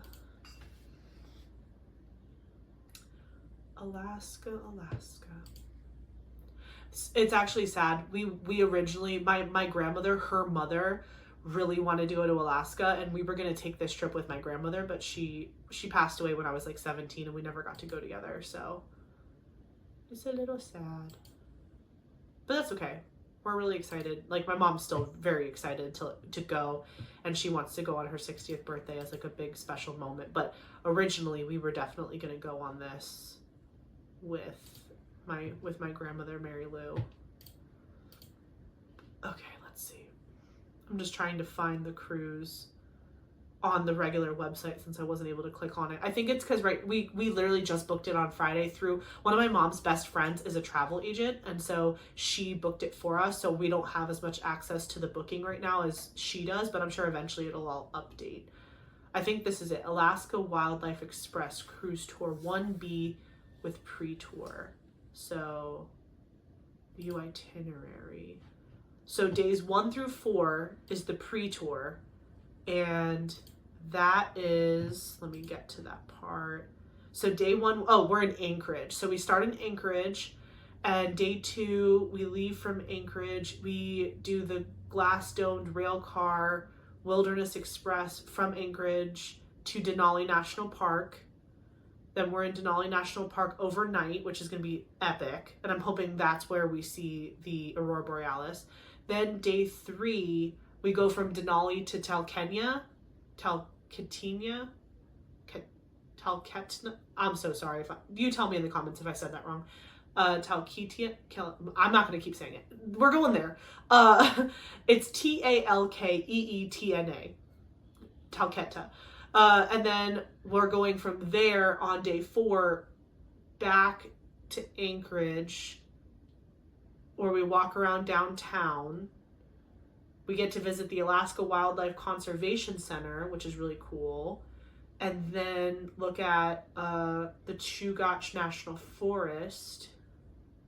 And then I think we board the ship in Seward, Alaska.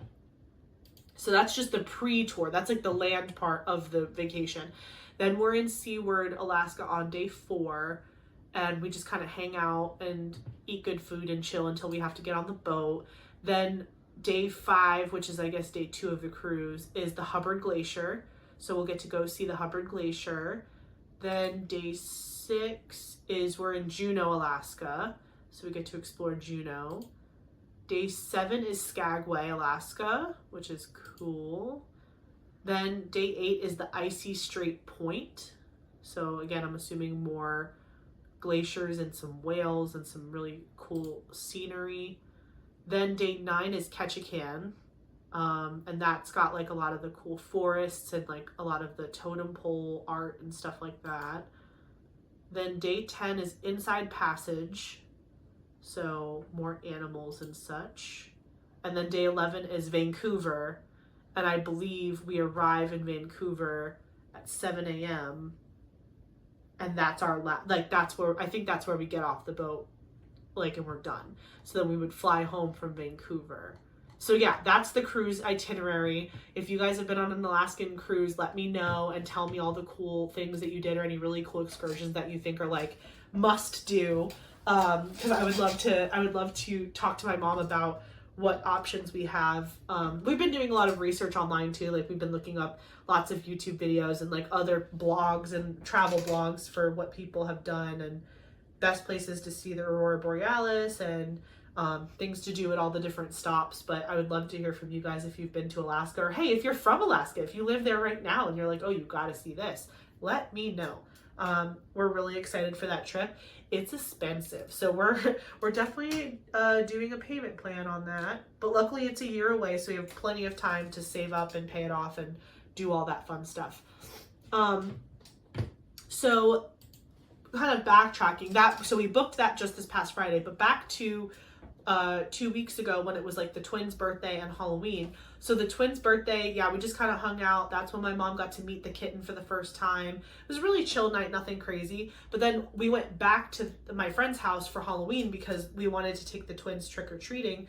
They just turned 6 this year, so they're still like super into trick-or-treating and like walking around and dressing up and stuff. They were both astronauts this year. They were so stinking cute. They had the little astronaut jumpers, and they looked really, really cute. They're fraternal twins, so there's a boy and a girl, and they're the sweetest little people ever. And then I'll put up a picture. Eric and I were, we just wore our onesies that night, but I was a giraffe, so I did my hair like up in the little horn knots, and then Eric was a dragon because he has a dragon onesie. But his dragon onesie is really funny because the wing in the back is just like a flap. It's like a wing flap. So it's just, it's like funny. It's like it's a derpy dragon, but it's a dragon. So he was a dragon and I was a giraffe, and we walked around outside, and it was actually really like breezy that night. So it felt really good, and it was good. Eric was sweating the whole time. Eric sweats in 60-degree weather. He's Cuban and he runs very hot. So Eric was hot the whole time. But I was happy as a clam. I was like, this is great. So that was Halloween. And then that weekend, so Halloween was, the kid's birthday was Tuesday. Halloween was Thursday. And then that Saturday, we went over to our friend's house, the husband and wife, where the wife is the vet tech at the animal hospital. We went to their apartment on Saturday morning because, I don't know if any of you guys are into League of Legends, but it's a video game, and it was Worlds. So their big final championship competition of the season was that Saturday. I want to say it was November 2nd. Yeah, that sounds right. And so we went to our friend's house to go watch Worlds together because they were live streaming it somewhere, either YouTube or Twitch or something. So, but it was in the UK. So it was streaming for us at like, I think the stream or the games actually started at like 10 a.m. So we got to our friend's house at like 9 a.m. But they made us they made a huge like breakfast spread, and it was really nice. And they like dyed the pancakes the colors of the teams, and like it was like a lot of fun. And so the way the championship works is it can go up to 5 games, so it's a best of 5. And the games were so good. It was very like neck and neck the whole time. But our team won, T1, go team one, T1, they won. So this was their second win in a row, but this is like their 5th overall time winning Worlds. So we were all just like, literally, you would think we were watching a Super Bowl, the way we were screaming. And it's probably better that it wasn't at night, because the downstairs neighbors probably would have came up and like ripped our heads off. But we were screaming like we were watching it live in the stadium. So it was just so electrifying, and it was so fun. The games were so good. So we had a really good time doing that on Saturday in the morning, and the games were over at like maybe like 2 o'clock, I want to say. They go decently fast at the professional level because they're so good at it. So yeah, the games were over in like, oh, hold on, I'm trying to reach, oh no, it's right here. I was trying to get to the letter G. Where's my little, oh, here it is. So yeah, that was on that Saturday. Our team won, and now we're all like hoping that that team stays together, because similar to like other sports, they're contracted. So if their contract's up, they could leave their championship team and they could go sign with somebody else for more money. It's, you know, esports and regular like physical sports, that, you know, there's some close similarities, to be honest, especially when you're super talented or whatever. So, you know, we were all just like talking about like what we thought was going to happen, and oh, is like so-and-so going to go to this team, and do you think this person's going to stay on for one more year? I personally think that they're going to stay together at least for one more year, because this would be the hat trick. So they won Worlds in 2023 and 2024. This is T1. And I fully pray and believe that they will stay together for 2025 Worlds, because if they can get 3 in a row, that would be so epic. I don't personally know if that's happened before. It might have. I think they might have done that before, like years and years ago, but I can't remember fully. So, but I'm excited to see how that goes next year. But yeah, I really love playing League of Legends. I like a lot of other video games too, but League is super fun, and it's free. So if any of you guys have been like curious about it and you want to play, League of Legends is a free video game. You could just download through Riot, RIOT, Riot Games, and you can play. Sometimes people think that the community is a little toxic because it's a bunch of people taking video games a little too seriously, but I personally have only had a great time, and I have a lot of friends that play, so we all like to get on and play together as a team, so that's really fun too. Yeah, so if you're already into League, definitely let me know if you were rooting for T1, and if you have no idea what I'm talking about but you're interested, definitely check out downloading League of Legends. It's a really good time. And there's lots of different game modes too. Like if you don't like the straight competitive like gaming style, there's some like other fun, I guess, versions that you can do. Like there's team fight tactics and like other kind of like side games within the League universe that you could play that are a little less competitive. There's also ranked versus unranked. So if you're someone who isn't trying to like go for blood, you can just never play ranked games, and then you're fine. There's like just normals where you're still playing competitively, but it's not to that level where people freak out when they lose because they're losing rank points and all that stuff. That's where people tend to get more toxic, is when you're playing a ranked game. But if you're just playing normal games, or ARAMs, which is basically where you're against another team, it's 5 versus 5, but you're all only on one lane. So it's not a huge map, it's just one lane straight across.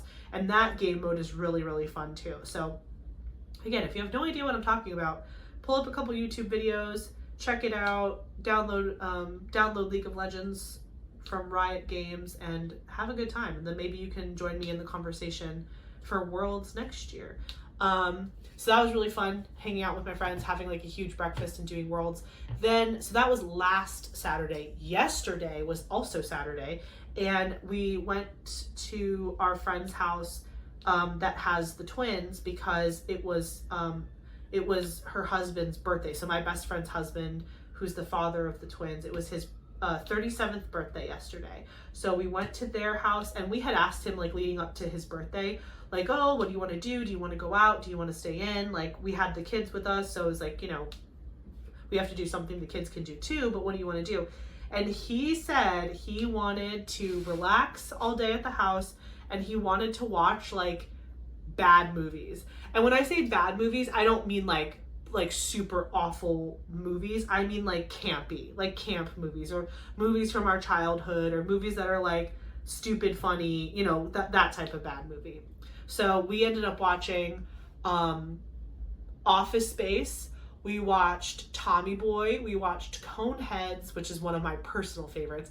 And we watched Young Frankenstein. So we just spent the whole day hanging out at the house, watching campy movies. Let me tell you, some of those movies did not age well. I was like, yikes. But they were still entertaining, and they were funny, just to remember like watching them as younger people and whatnot growing up. So yeah, it was really fun. He had a great time. One of our friends, so the couple that we go to the gym with on Fridays, they were there too.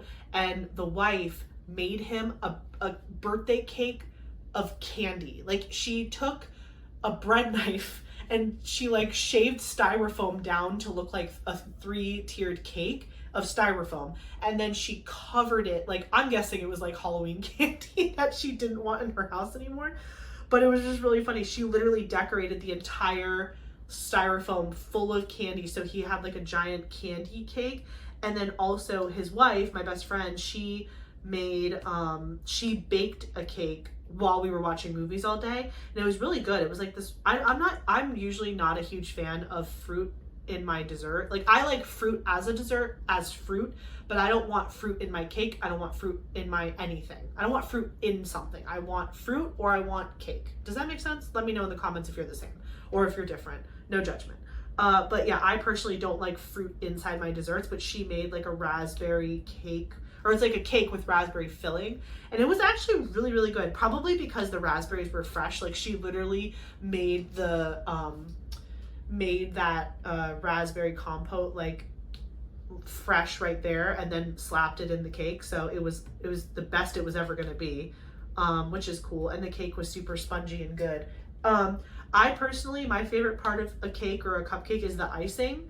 I like that more than the actual cake part itself. So the only thing that I wished was that there was more icing on it. It was more of like a glaze than an icing on top, which again, it was really good. I'm not complaining. But me personally, I love icing. I like to like see the black spots on the sides of my eyes because it's so sweet. It's not good for me, and I don't have it often, but for my birthday, just give me a big buttercream icing cake and I will be happy as a clam. But her husband, he honestly is not a huge desserts person. He more prefers like savory. So he likes pies and more savory desserts, and like, like banana pudding, and it's still sweet, but it's not like, your cheeks are gonna fall off sweet type of thing. So that is what we did on Saturday, and we spent like the whole day there just like watching movies and hanging out. I've really been enjoying like how my schedule's been working out, like my life schedule. So again, I'm balancing a lot of things. Like, I'm not gonna lie, my plate is very full right now, but I feel like I've gotten to a point where my plate is full, but it's balanced. It is a balanced breakfast situation. Like, I have my Saturdays that I fully dedicate to my friends. I don't do anything like for work or for YouTube or for like, Saturday is just me and my friends, and whatever we want to do, we can go to dinner, we can hang out at the house, we play D&D sometimes, like we play video games. Like, Saturday is just for us. And I also really enjoy getting to see the twins once a week, like a guarantee I get to see them once a week, because their lives are so busy, and during the week it's really hard to get together, to get dinner, because like the kids are on a schedule, and then these ones are over here, and then our other friend that's the vet tech, she works nights, and so it's not easy to get everyone together. But Saturdays is like the day. So Saturdays are sacred for me, and I really don't do anything on Saturdays unless it's whatever they want to do. So that day is kind of carved out. And then I was saying, for workout purposes, we've been trying to get 4 days in a week for working out. The husband of my best friend with the twins, he does have to work Saturdays, most Saturdays till at least 1 o'clock, but sometimes till 5. So if I can squeeze in a gym visit on Saturday morning before we go hang out with our friends, I will do that. So that's the one thing that'll happen on a Saturday that's not necessarily with them, but that's only if he's working. If he's like, oh, I got the day off, or I don't have to work as late, and we just don't wake up in time to go, I'll just go on Sunday if I have to. Like, that's not a big deal to me. I would rather hang out with my friends on Saturday because that's when they're all available. But usually if I can help it, Saturday in the morning, I'll do a quick gym session with Eric, and then we'll come home, shower, get whatever we need to go to our friend's house, and then we'll go to our friend's house.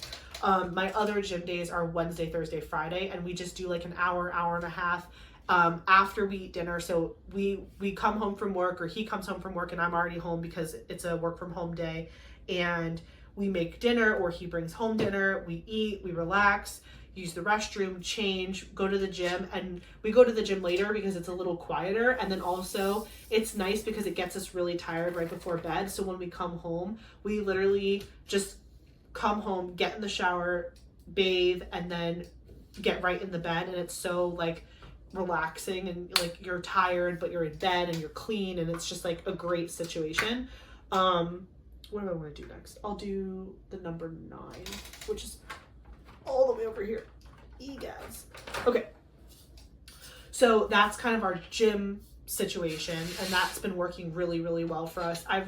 I've dropped since, like, I think at my heaviest, I was probably 304 pounds at my heaviest, and I wasn't 304 for very long. I think I hit that number and I was like, oh, like I need to do something more than what I'm doing. And I was already seeing doctors and stuff about my PCOS. And again, if this is your first video ever watching, I do talk a little bit more about this in detail in another video, but I struggle with PCOS. I've apparently had it my whole life, but I was only diagnosed with it like maybe 6 years ago. So I've been really struggling with weight because my body just wants to retain all of my weight all of the time. But I recently started this weight loss program at the beginning of this year in February, and it has truly saved my life, truly has made a huge difference in my life. I'm taking Zepbound, I'm working out, I'm eating better, and the weight is truly falling off of me at this point. And it's just so rewarding to see all my hard work that I was always putting in. I was always trying, but I'm really seeing the difference now, and it's really making me happy, and it makes me want to keep going. It's very motivating. So yeah, at my very heaviest, I was probably like 304, and my last weigh-in a couple days ago, I was like 238.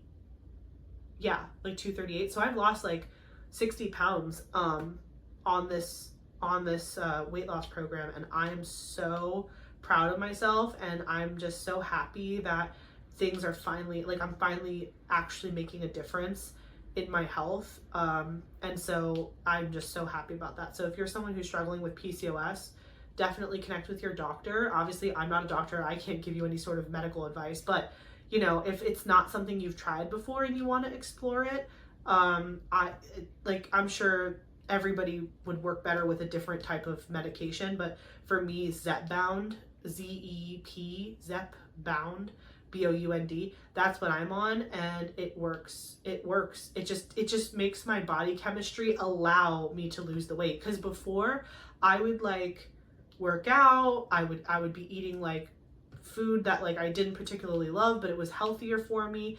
And I would go to one birthday party and I would gain 10 pounds or 5 pounds, and I'd be like, what the heck? Like, I try so hard and I'm so miserable all the time, and I'm still not able to make a difference in my weight situation.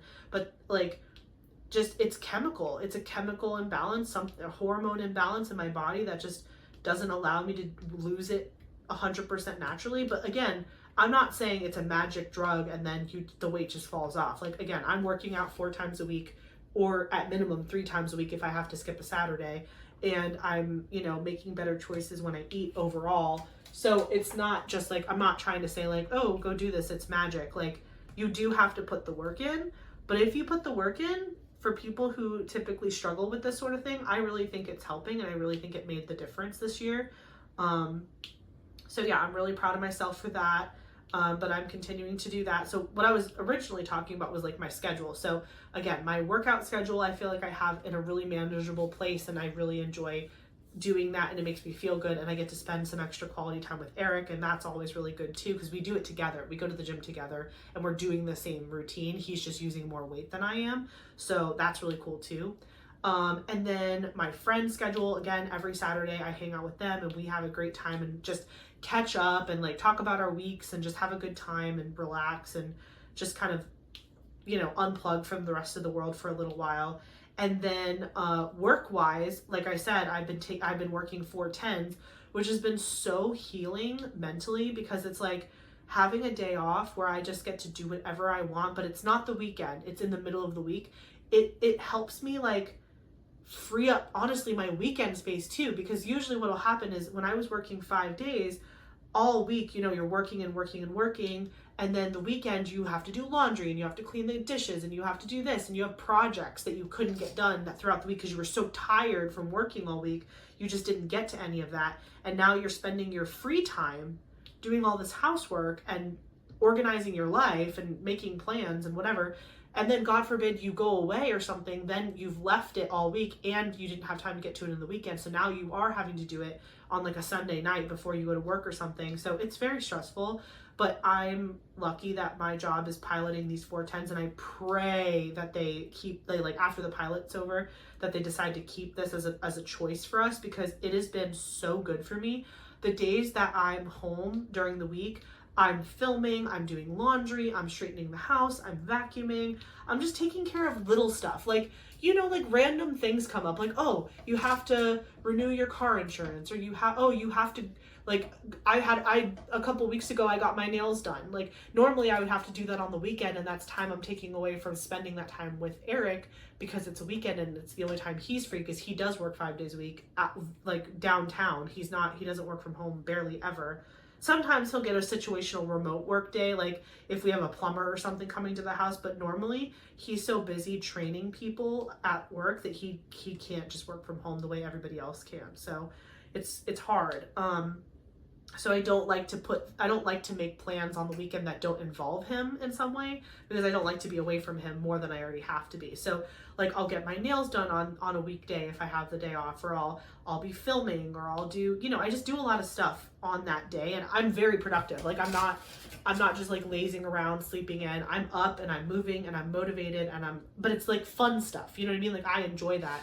And then my weekends feel a lot less stressful because I've already done all my like weekly chores type thing. And it's nice too, because I can be more helpful for him, because at one point he was doing the majority of that stuff because I was so stressed out at work that I really wasn't able to come home and like do a lot of the home stuff. But now that I have a really good solid team at work, I feel a lot more free to help out and do more things around the house. So the balance in that regard has gotten a lot better. And yeah, and then also like YouTube, my filming schedule, having that extra time, like I've been able to kind of dedicate that one day off during the work week to filming, and then I can edit in the evenings while we're just like hanging out and not doing anything, or like before we go to the gym, or when we come back from the gym while I'm drying off from my shower. Like I just get it in wherever I can. And I've gotten pretty good at it, so it doesn't take me as long as it used to. Like I've said in other videos, the thing that takes the longest is getting the footage off of my phone into my editing software, and then just watching it back and making sure all the edits look good. Like just getting it off of my phone takes the longest amount of time, but I've gotten to a pretty good place with it, where I think I'm in a good spot. Because my biggest fear of like filming this close to a day where it goes live, like I'm filming on a Sunday, it's going to be posted on Wednesday. My biggest fear was like, oh my gosh, like what if my footage doesn't get off my phone fast enough, or I get distracted or something happens and then I don't end up uploading because I don't have enough time to edit it. But I've been editing like I think, I don't even know how many videos I have posted at this point, but it's under 20. I know that. And over those like first few videos, every time I make a new video, I feel like I learn something new about how to basically how to YouTube. And so I've been taking all of that and I've been taking notes and writing stuff down, like, oh, this works better than this. Like one of the videos, I was editing it and I watched it back while I was editing it, and you could totally hear my fan in the whole video. Like you could hear like wind blowing a little bit subtly in the background. And I was like, that is so annoying. That's so obnoxious. But I learned, okay, Ashley, if you're filming in your office, turn the fan off. Yeah, it'll be a little bit warmer, but I'm not like jumping up and down and doing jumping jacks. I'm diamond painting. So I'm not sitting here sweating, you know. And if it was super hot, you can see the sun is starting to go down. It's like 5:30ish right now. But like when it's like the afternoon, it can get a little warm. So I just try to film either earlier in the morning or in the afternoon when the sun is not as directly, you know, in this window here. But yeah, I feel like I'm really starting to get into a really nice groove with my work, life, my crafting and my hobbies, YouTube, all of it. I'm just really feeling positive about where I'm at with everything. And I hope that I can bring that into the new year as well. Again, work is going to get a little bit crazier in the spring, so I do anticipate having to do a little bit more juggling, but I'm hoping that things just kind of iron out, and I hope that I can learn enough things this year about this process and what I want my channel to look like and how I want it to go, so that way by the time I get to next year, it's kind of like, oh yeah, I know what I'm doing. This works, this doesn't work. Right now I'm still in kind of like the exploring phase where I'm still kind of trial and erroring.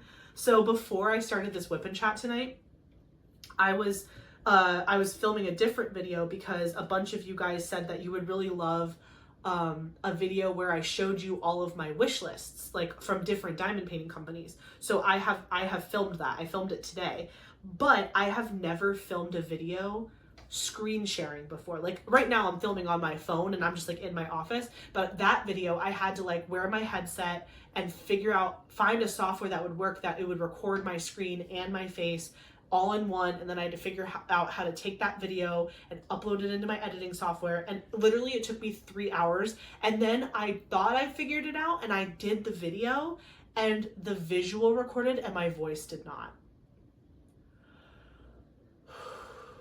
I took a break. I had a burrito for lunch. I felt better. but I was like, I was like, this is the worst. Like, this is why people like cry on YouTube because there's nothing worse than like literally you're there top, like full energy. You're like, yeah, and this, and look at this one, and look at this painting, and da-da-da, and da-da-da. And then like you go to watch it back and it's just nothing. Quiet. Silence. And I was like, no, I was so upset. But then I was like, pull yourself together, girl, have a snack, take a sip of water, everything's gonna be fine. And I did that, and everything was fine. I re-recorded the video, and I really like the software that I ended up finding. It's actually something that I can do within the editing software I already have, and it made it so much easier. So again, for any of you guys out there that are trying to start a YouTube channel, whether it's for diamond painting or for anything else, I feel you. Just know that, you know, it's trial and error, and you're gonna make mistakes, and there's gonna be some videos that have some cringy moments until you figure out what works for you, but it's all gonna be okay. Everyone's human, and we just need to remember that everyone's human. But yeah, so I filmed that video successfully, and I edited it already because I wanted to make sure that I had recorded it correctly. So I just went ahead and edited it before I sat down to film this whip and chat.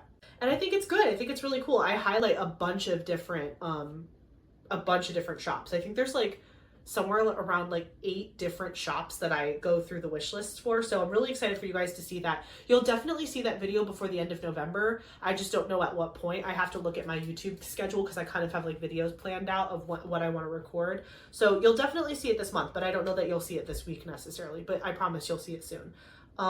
Maybe sometime around Black Friday, which That is like 2 weeks away. That is insane. I cannot believe Thanksgiving is 2 weeks away. We are hosting this year because my friends from Colorado that moved here, like they don't have any family here. It's just us.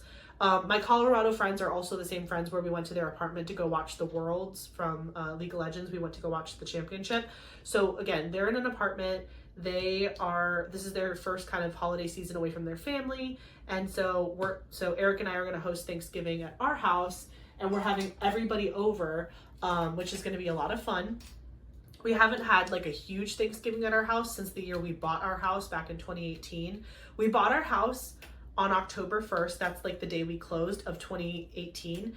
And that November we had our first Thanksgiving. We didn't even have all the furniture yet. And we were like, sure, we'll host Thanksgiving with like 25 people. Why not? Like, Eric and I are absolutely crazy. We really love to be hosts though. So it was fun, but it was very stressful because like we were cooking and just doing all these things and making sure we had enough chairs for everybody and like places for people to eat. And that part of it was stressful, but the actual cooking of the food, Eric is such a good cook and he's like a little mini master chef.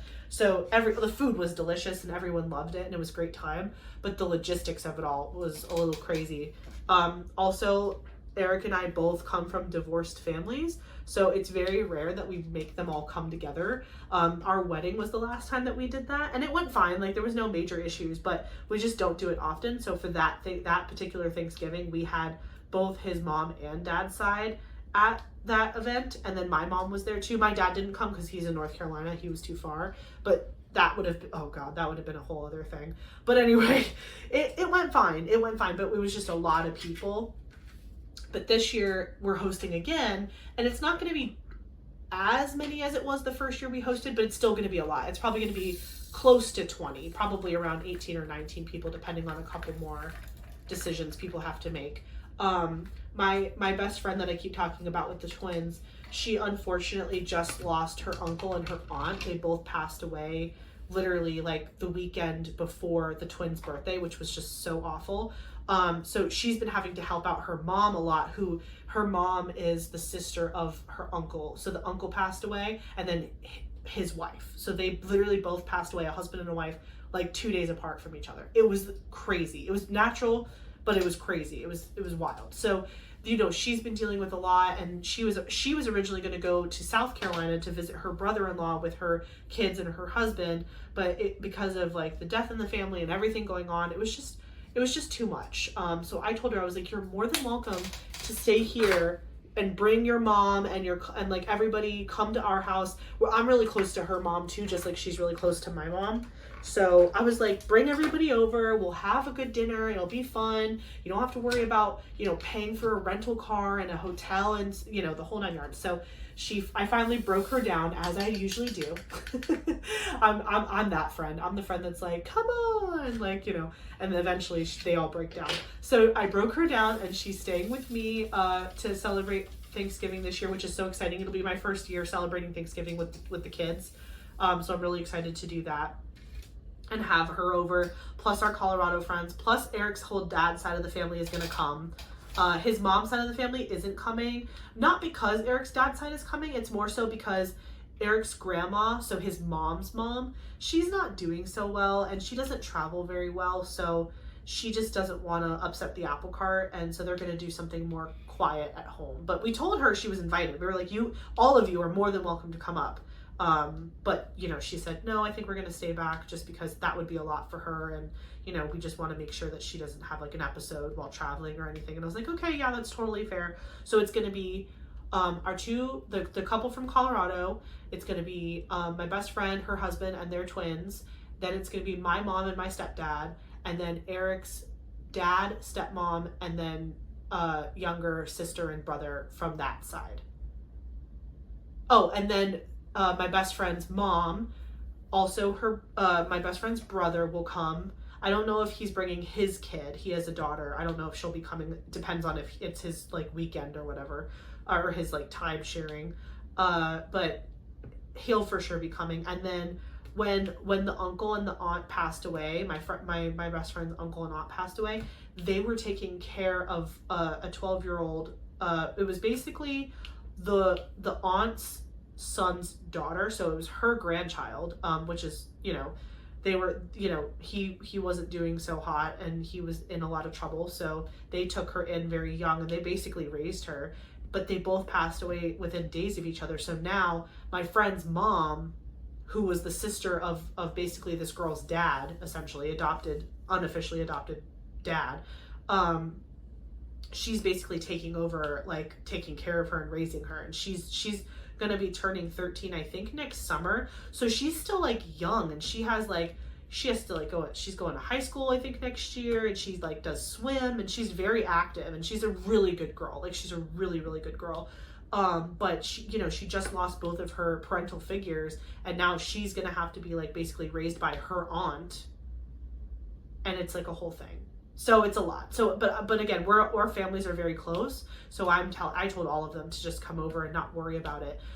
Eric and I are actually going to the funeral for that on the 16th, which is next weekend. So hopefully that goes good. I'll update you guys, but everything should be okay. But we're going to the funeral for both the two individuals, the aunt and the uncle who passed away, because we knew them. We were close with them too. So it's really sad, but they're in a better place and they're not in pain anymore, and that's all you could ever want for a loved one.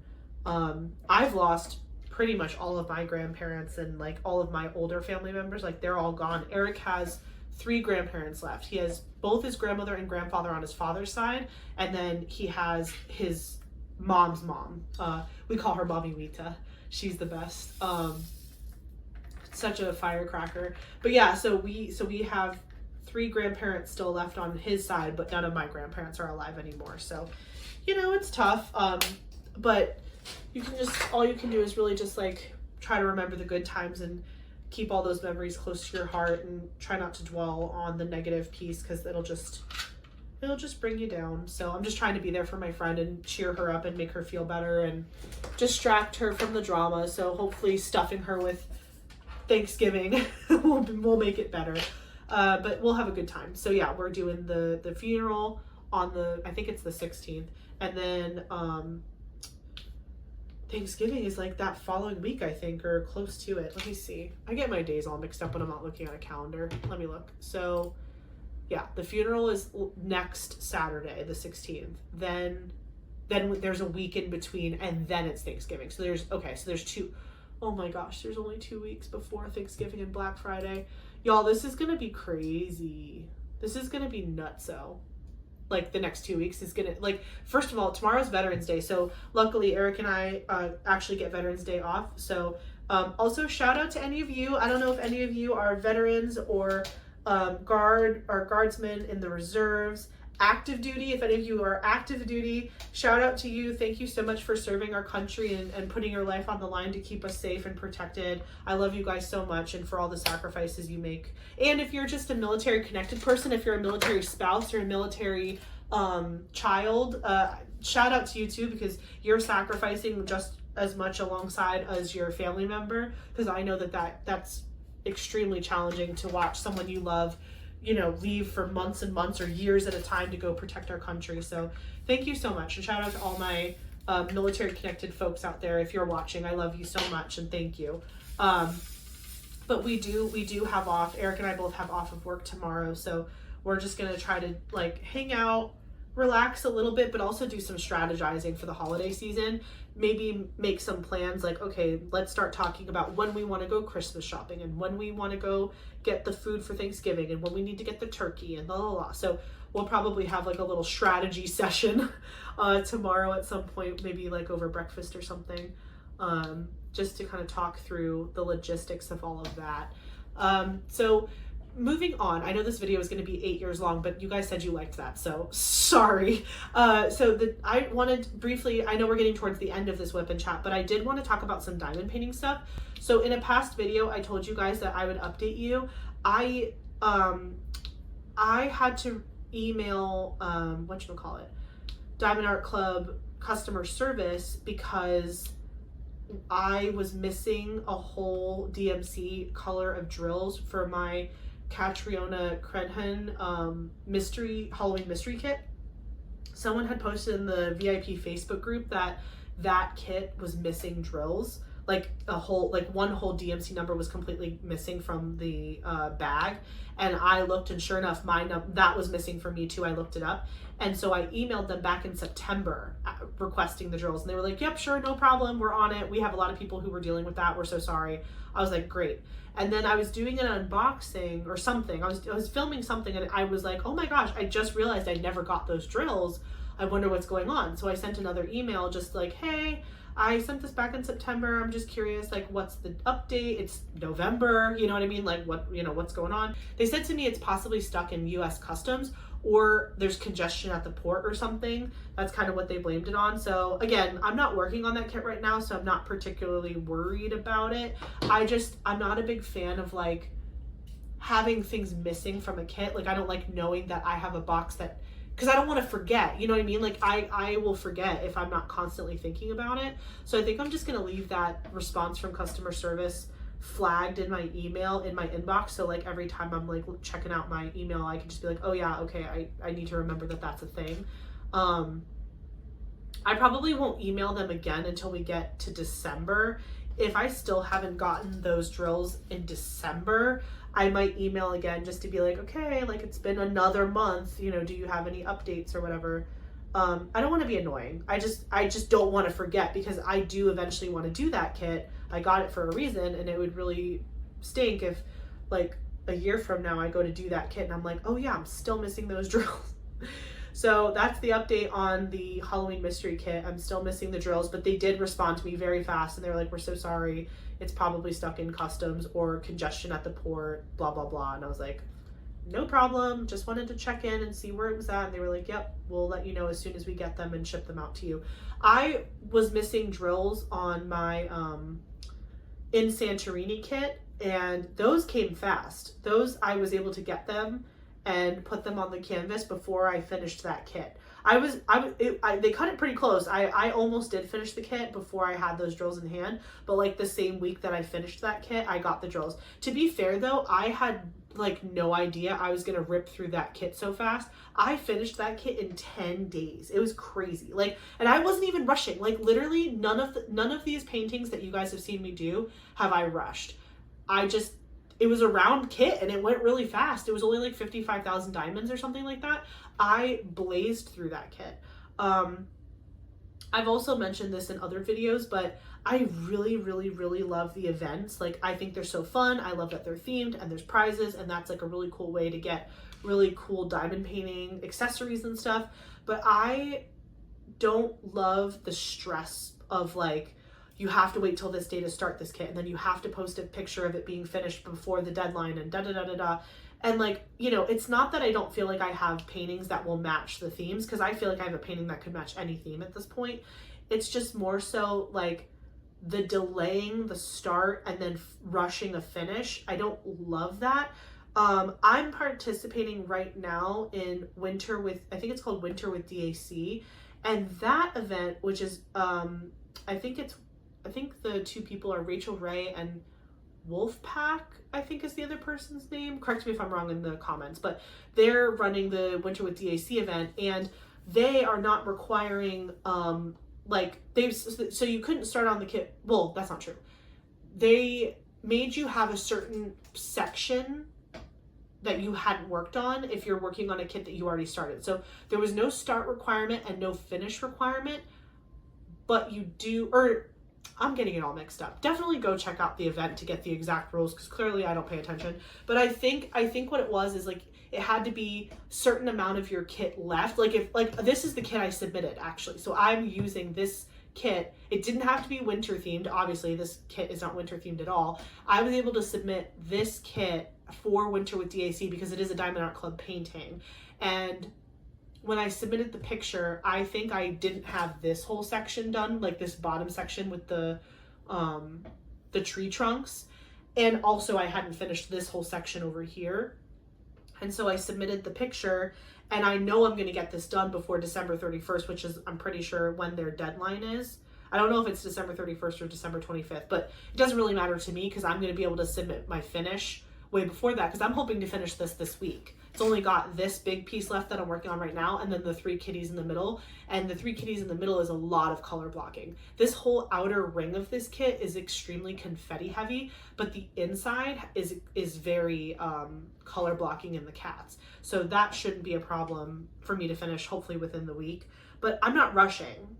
But I do want to participate in Jingle Drills, which starts November 15th. So I'm giving myself until November 15th to get this done, which is 5 days from now. So again, I should be totally fine.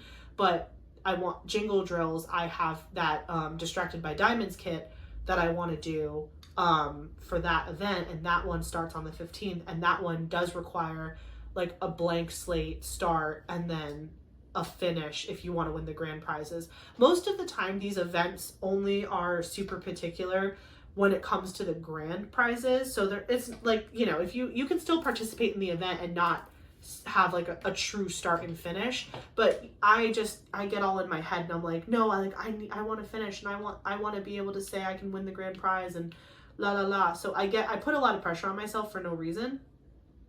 And so because of that, I think in 2025, I'm going to be a lot more picky about the events that I participate in. Plus, again, like there are some kits in my stash that are huge. I mean, if you guys watched my unboxing from Friday, there are some big square drill kits in there. And I think I'm done with all the X's. Sorry, I keep circling around. Again, this is a scenario where I'm going to put this color away and then I'm going to find an X and then I'm going to cry. So I won't cry, but you know what I mean. I'll be frustrated. So I unboxed 8 kits that were restocked that I picked up over the last like month and a half. And some of them are huge. And I don't want to freak out and be like, I have to get this done in 4 weeks because of this event. But then the event doesn't line up with my filming schedule. And then like, that is way too much stress for me. I'm just going to participate in what I can, how I can, and I will support people who are running the events. Like I have no problem being supportive and like, you know, posting about it and hashtagging it and all that. But I don't know that like winning the quote unquote the grand prize or the whatever is worth the stress of like you need to get this done in 4 weeks or sometimes 2 months depending on the event. So I will be a little bit more picky about events next year. Granted, I just started diamond painting in July. I did Drills and Chills, which was really fun. I'm doing Winter with DAC, which was basically an easy win because I already had this kit in progress and I was able to submit it. And then I'm doing Jingle Drills, which is the 15th through Christmas. And that one, the kit that I'm doing for it is, I believe, a manageable size, and I think I'm going to be fine. But even that, just like going event to event to event to event, like I kind of want some breathing room. Like I want to be able to pick a kit that's like off the wall, that's not matching anything. Maybe it doesn't match the season or the time. You know what I'm saying? Like I just want a little bit more freedom in the kits I'm picking. The only event next year there's 2 events next year that I'm more than likely for sure going to do. First one is Summer with the Masters. I love the idea of doing like an old Masters artwork as a diamond painting, and I've already ordered the one that I want to do from Jada Gem Shop, so that's on the way. I ordered that over a month ago, but I know that that's just how shipping works with Jada Gem Shop, so like no worries there. But that's why I ordered it so early, because I didn't want it to get close to the spring and me be stressed out that like I didn't have a kit picked out yet or whatever. So definitely going to do Summer with the Masters with my kit from Jada Gem Shop. And then I'll definitely do Jingle Drills again because it was so easy to participate. Like that was like a really fun one to do. It was my first diamond painting event ever. And I did Warm Witch by Ivy Dollamore. And I just think in general, if I'm going to participate in an event, I'm just going to pick really small kits to enter with. Like most of the diamond painting events, they'll let you submit an entry with like mini dazzles or like small kits or whatever. Like they'll tell you in their rules what the parameters are, but for the most part they're pretty chill. So I just put a lot of pressure on myself. So I'm not saying that like the community is messing me up. I'm saying I'm messing me up. And so because I can see that already starting where I'm like, well, I want to do this one and this one and this one. I'm like, all right, Ash, take a step back, take a breath. Like if there's an event that you really want to participate in because you love the theme or because you just whatever, you can go ahead and do a very small kit for that. something that you can maybe finish in like a week. That way you can knock that kit out, submit all the Google forms you need to, so that way you can be entered into all the prizes and stuff, and then you can get to a kit that's like bigger or crazier or takes more energy or something like that. Like for example, Summer with the Masters, I have a huge kit from Jada Gem Shop that I'm definitely going to be working on for that event, but the actual submission that I do for the event itself, like if they say you have to have a start and a finish to win stuff, I'm probably going to do something very small first at the beginning of the event just to knock it out, and then I'll start my big kit, because then I don't care if it takes me an extra month to finish it or whatever. So I think that's going to be my strategy. Let me know in the comments if you're someone who really enjoys participating in diamond painting events, how you kind of manage that whole thing. Like, do you guys do that similarly? Like, do you only submit small kits for diamond painting events, or do you just go all out ham and you only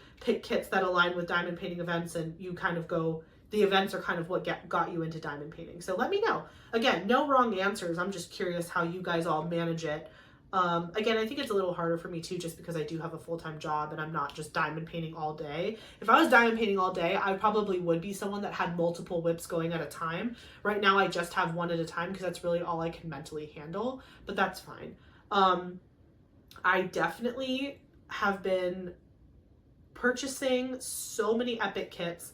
I have a lot of kits right now from Diamond Art Club coming in just because they're getting into that holiday mode. They did those 30 new Christmas or winter holiday releases. I bought a bunch of those. They've been doing some epic restocks of things on my wish list, so I'm purchasing those as fast as I can. And I know I've mentioned this before, but I feel like I need to reiterate it, because I'm struggling, because I do want to highlight small shops, and I do want to I get diamond paintings from other shops than Diamond Art Club, and I know that there's a stigma around, like, oh, someone's just obsessed with DAC and that's all they buy from. They're just the most accessible. Dreamer Designs is very similar. Like, if you are someone who loves the art style of Dreamer Designs, you can place an order for a kit and get it in a week. But these smaller shops take longer to get you the kits that you want from them. So yes, am I showing a lot of Diamond Art Club right now? Yes, I just started diamond painting a couple months ago, and they were the first company I found. It's what I have available to show you. But I have placed multiple orders with other shops. The stuff's just not here yet. And again, I filmed today my wish list video to hopefully show you guys that I am researching other shops, and I do have plans to shop from other places. My goal right now is to eliminate my Diamond Art Club wish list. I want it to 0, because there are so many kits that were released before I started diamond painting that I really want, and I don't want them to go out of stock, because I don't want to have to get them from a D-stash group, because that's just like an extra step, and they could upcharge you, and it's a whole thing. Like, if I needed to do it for a kit I really wanted, I would do it, but I would really prefer to just get it straight from Diamond Art Club. So as you'll see in that video, I still have a decent number of kits that I really want, and if they come out, I'm gonna grab them and I'm gonna show you guys. But I'm hoping that once I buy out my wish list from Diamond Art Club, I can then focus on more weekly purchases or monthly purchases from those small shops. One of the best parts about small shops is they don't buy into the FOMO thing. Like, they have their images on their websites all the time. So, you know, I'm not scared that a kit's gonna disappear from a certain company, because I know that if I go back in a couple weeks, if I want to buy that kit, it's most likely still going to be there. And if they are going to sell out of a kit, or they are taking a kit off of their site, usually the small shops will warn you. They'll be like, hey, just so you guys know, like, this one's going to be discontinued. Here's your last chance, you know, to buy this, whatever. And so that is really awesome. Like, I love that model, because it takes the stress away from, like, oh my gosh, 5 different shops released something I want this week. I feel like I have to either get them all and be broke, or pick a couple and then be sad that I missed out on the ones I wanted. So the fact that Diamond Art Club kind of does have that style of, like, get it while it's hot type of thing, the nice thing is you get your kits faster, but the bad thing is like, you feel pressure that, like, if you don't get it now, you're never going to get it. So right now I'm just buying down the kits that I really want from Diamond Art Club, just so that way I know I have the funds to spare when they restock, because it's random. You never know when that's going to happen. And then once my kits from the restocks have all been purchased, then all my funds will be free to be purchasing from all these other companies, and I will definitely be, as I receive them in the mail, I'll be working them into my my WIPs and stuff. So I'm really sorry. I did get 1 or 2 comments of people that are like, you know, you're super Diamond Art Club heavy, and I thought it was going to be different. And I'm sorry. I don't want you to think that way. Like, I am not trying to be an exclusive Diamond Art Club person. It's the first group I found, and there was so much artwork that I liked, and it's so readily available. But I don't want you guys to think that that means I don't care about small shops. Like, I really do. And honestly, I exclusively shop small regarding accessories. Like, yeah, I have some like Amazon stuff from the very beginning, but like, I have pens now, I have trays, I have putty, I have cover minders. Like, I'm working this stuff into my process, but I've only been diamond painting for like a couple months. So please just be patient with me and give me time to build my collection to be more diverse and robust. I promise you it's going to get there. My stash video next year is going to look so different than my stash video this year, because I'm going to be in a different place. And so anyway, I don't want to you know, make you feel like you have to feel bad for me or anything. That's not it at all. I want you to understand where I'm coming from. Because I did see a couple of comments of like people wanting to unsubscribe because they thought I was kind of like a DAC sellout a little bit. And I don't want you to think that about me, because that's really not where my heart is. So I won't talk about it much anymore, but one last time I wanted to remind you that I know the stuff I'm showing you right now is very one company heavy, but it's because it's what's available and it's what I have right now. But just know that behind the scenes, I am ordering and getting stuff from other places. It's just not here yet, and I can't show it to you until it's here. Speaking of behind the scenes, I did want to talk to you guys about something kind of exciting. Hold on, I'm just scrolling down in my notes so I don't forget where I am. Okay, so something really cool happened last week. I became a YouTube partner, which is really exciting. So if you guys don't know what that means, basically, YouTube, when someone has a channel on YouTube, there are 2 different levels to basically be monetized or have a channel that can basically have additional features added on to the channel. And so the first tier requires 500 subscribers and 3,000 public watch hours. And when you hit that, you unlock memberships and super thanks and all of these other really cool community tools. So if you've noticed a couple new buttons on my videos or channels, that's what that is. So thank you all so much for subscribing to my channel. It makes such a huge difference.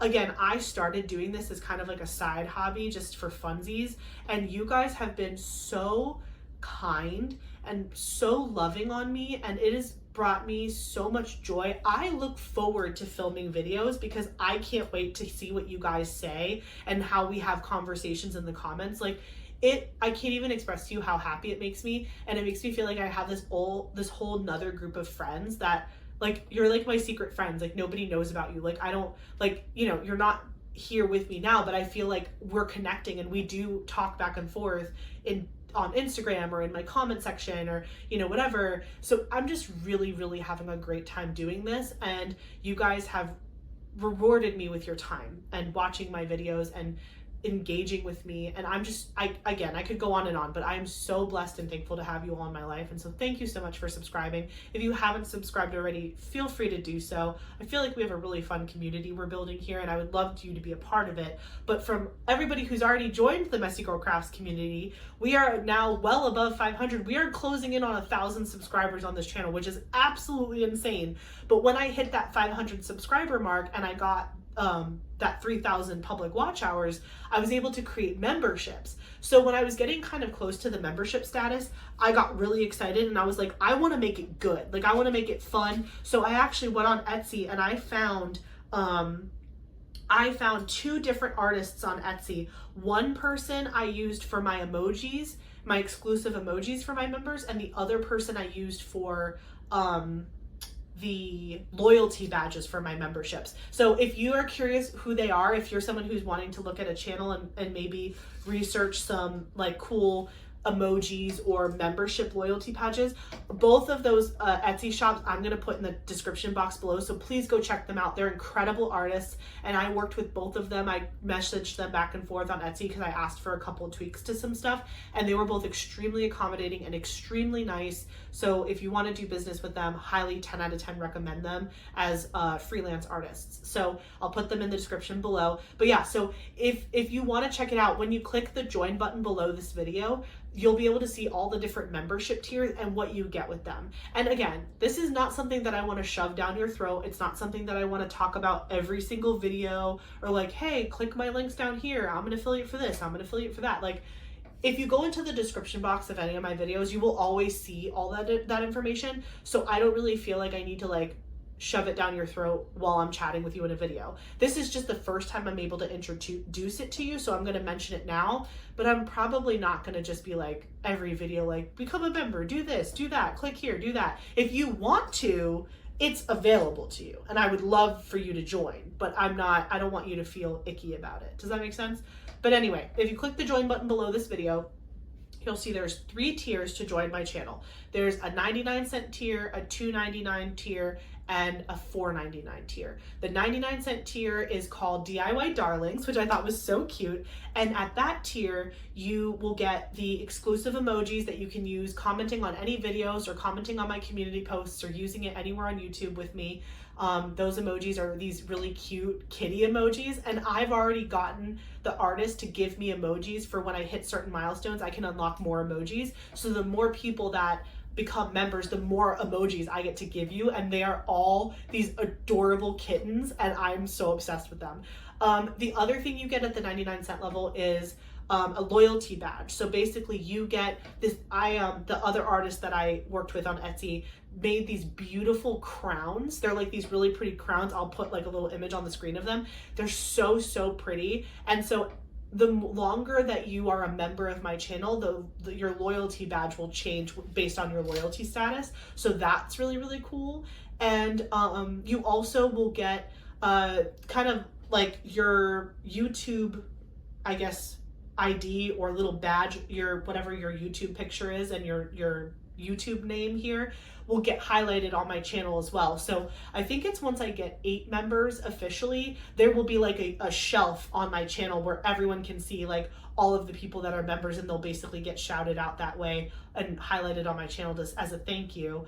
And then the second tier is called VIP Squad, which I thought was super cute as well. And at that tier, you get all the things that everybody got at tier 1, but then you also get to vote on what kits I do next. So essentially every time I'm getting ready to finish a kit, like pretty much now-ish, I would put a special community post that was just being able to be seen by the VIP group and up. And the VIP squad would get 3 choices of kits from my stash to work on, and then you guys get to vote what kit I do next.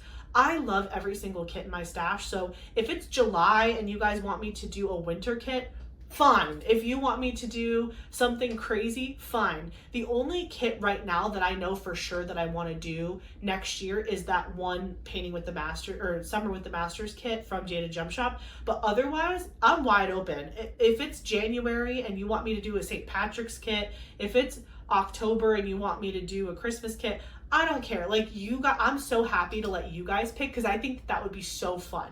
So if you join at that $2.99 level, you'll be in the VIP squad and you'll get to pick what kit I do next. You'll get to vote whenever I'm getting close to finishing a kit. We'll put a vote out and we'll give you lots of time to vote, and then that'll be determined what kit I do next. You also, at that level, get behind the scenes videos. I'm gonna make 1 video a month highlighting all of my purchases for that month related to diamond painting. So that way you can get a little bit of a sneak peek on what unboxings might be coming up. So I'll show you kits that I purchased, any like cute little accessories that I might have purchased, anything that hasn't been published on a video at the time of me filming that, I will share in the VIP squad group and the tier above, so they can kind of see oh, okay, so that's what she got on Black Friday, or oh, that's what she got for the holiday kits. We're going to see that in a week or 2 weeks, but we already know kind of what kits she's working on or what she's bought. So that's pretty cool. Then the third tier, which is the $4.99 tier, which by the way, I already have 3 people in this tier. You guys are so incredibly amazing. I'm speechless. But we do already have 3 members in the Inner Circle tier, which is the top tier at $4.99 a month. I'll pop their names on the chat or on the screen just to give you a little shout out. Thank you so much for being my first 3 Inner Circle members. But at this tier, at Inner Circle for $4.99 a month, you get everything that we just talked about, but then you also get an exclusive monthly live. I'm so excited about that. I've never done a live in my life. I'm really actually terrified by it because I don't know. I'm not terrified because of the live chat experience. I'm more terrified about the equipment setup because I already messed up trying to screen record a video earlier and I figured it out. But I'm just like, I'm scared. Like, I feel like I'm going to mess it up. But I'm thinking my first live, oh my gosh, I'm just so nervous saying this out loud. I think my first live for my Inner Circle group is going to be a Black Friday live. I think I'm going to go live at 11 p.m. Eastern time on Thursday, Thanksgiving, and I'm going to stay live through midnight when all of the diamond tier folks get to go shopping on the website, and then we'll talk about like what kits did I get, what kits did you get. It'll be really, really fun. So I'm so excited, but I'm so scared. So I might be live on Thanksgiving into Black Friday from 11 p.m. Eastern to probably about 1 a.m. Eastern. Just depends on how hard I come off the high of the shopping experience, to be honest. But yeah, so monthly live at the Inner Circle tier. And then the other thing that the Inner Circle members get to do is they get to pick the kits that go into voting from my stash. So like I said before, the VIP squad will get 3 kits every time that I'm about to kit up the next thing. They get 3 kits to choose from like whatever is picked, right? So let's say it's a Diamond Art Club, a Jada Gem Shop, and a Muni Made kit. And so you guys get to pick which one I do next.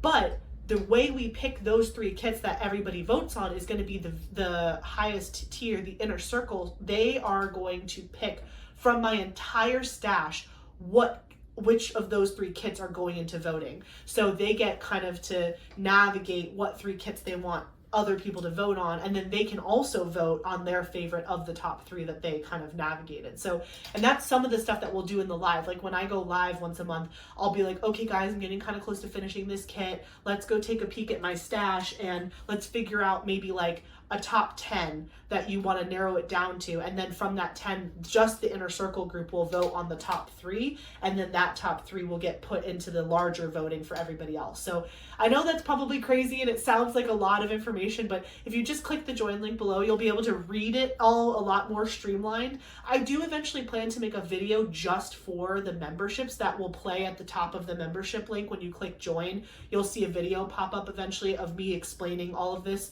much more eloquently than I am right now in this Whip and Chat.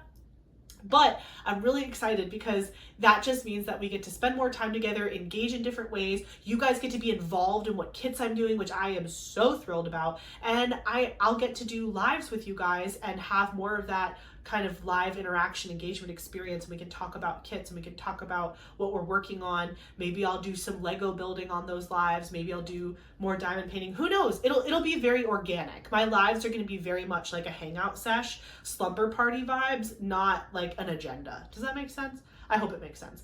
Anyway, I'm super excited and I'm extremely, extremely thankful to all of you who have subscribed. You don't have to be a member to have fun here. We're going to have fun here no matter what. Even just subscribing makes a huge difference. But if you are wanting some more content from me and you're wanting to engage at that higher level, I would highly recommend joining one of those membership levels and just joining that additional piece of the community. So I'm really excited to see how that grows. And again, it's not something that I want to shove down y'all's throats all the time. I understand that for a lot of people, money is tight, and you know, I want you to support the people in your life first before you start supporting someone like me. But if you have an extra $5 a month and you want to essentially buy me a coffee, I would greatly appreciate that. So if you want to subscribe or join the memberships, you just click that join link. It's on my main channel page. It's also probably below all my videos. Or if you don't like something that's like a monthly subscription, I believe if you click the thanks button with the heart below the video, you can just do like a one-time donation. And like, I think you can write a comment that's highlighted on the channel. And then I'm out here already responding to everyone's comments. But if you want your comment to kind of be highlighted, you can do that as well. I don't care what you do. Honestly, you can do everything. You can do nothing. I'm just really happy to have this community. You guys have been so kind to me in the comments, and you have said such incredibly encouraging things. Sometimes it makes me teary to think about how sweet strangers can be. You know, this world is feeling dark right now, but in this little diamond painting bubble, I feel so loved and supported, and I just am so grateful to you all. So with that being said, I think I am going to wrap up this very, very, very long whip and chat. I have barely done anything. I got the letter F done, G, 9, and J. No, V, not J. J I still have to do. I did some, but anyway, it's because I was having such a fun time talking to you guys. But I did get some of this done, and I'm going to keep working on this throughout the weekend. Again, I have tomorrow off for Veterans Day, so I'm definitely probably going to try to get this kit as done as possible. Maybe I'll even finish it if I really put some time in. But anyways, thank you so much for watching this video. I appreciate all of the love and support. Please don't forget to like, comment, and subscribe. Reading your comments is my favorite part. I love engaging with you and answering all those crazy questions. And yeah, thank you so much for joining me, and I'll catch you in the next one. Bye, guys. Book a cruise to Alaska. Are you booking a cruise? Are you looking at all my subscribers? He watches the video. Oh my goodness. Where are you going? He watches the videos. Are you going somewhere?